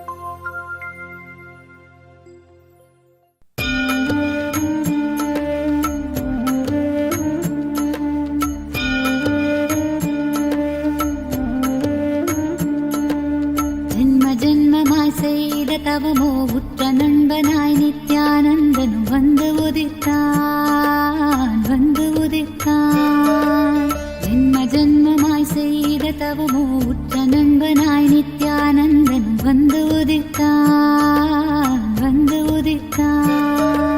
காக்குமிரையே நட்பின் உருவாய் வந்த களிப்பால் கட்டு கடங்கா மகிழ்வு கொண்டே மலை போல் வரும் துயர் யாவையும் நொடிப்போதினில் கொடியாக்கிட புயலாய் வருவான் துணையென வருவான் ஜென்ம ஜென்மமாய் செய்த தவமோ உற்ற நண்பனாய் நித்யானந்தன் வந்து உதித்தான்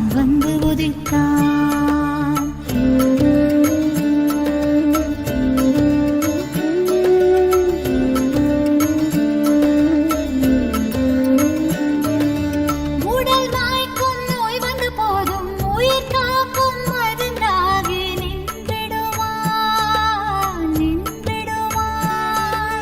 மனம் காட்டும் இடர்கள் தீர இடம் சேர்க்கும் வார்த்தைகளை அவன் பேசிடுவான் தலை தூக்கிடும் கருவங்களை தடம் மாற்றிட வெடிப்பான்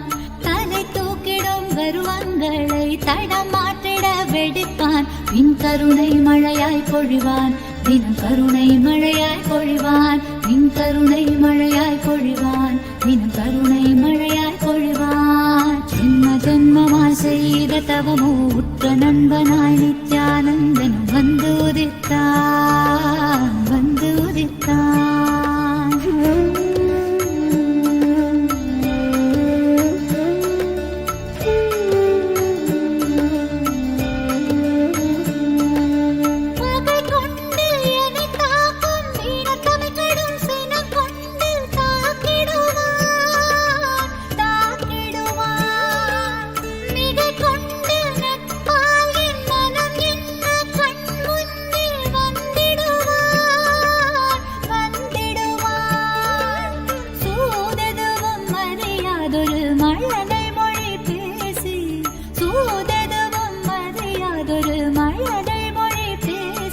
எந்தன் மகிழ்வை தளர்த்திடச் செய்வான் நித்தின் மகிழ்வை தளர்த்திடச் செய்வான் எந்தன் மகிழ்வை தளர்த்திடச் செய்வான் நித்தின் மகிழ்வை தளர்த்திடச் செய்வான் ஜென்ம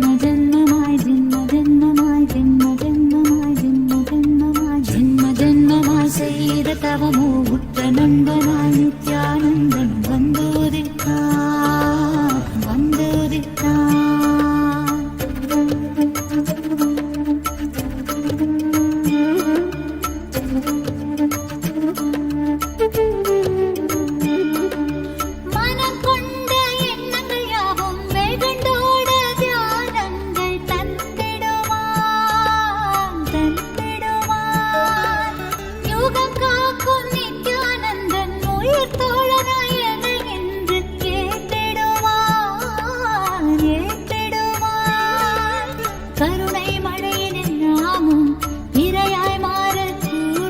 அவன் கருணை மழையில் நாமும் இரையாய் மாறக்கூடும் சரணம் அடைந்தால் அருள்வான் அவன் சரணம் அடைந்தால் அருள்வான் சரணம் அடைந்தால் அருள்வான் அவன் சரணம் அடைந்தால் அருள்வான் ஜென்ம ஜென்மமாய் செய்த தவமோ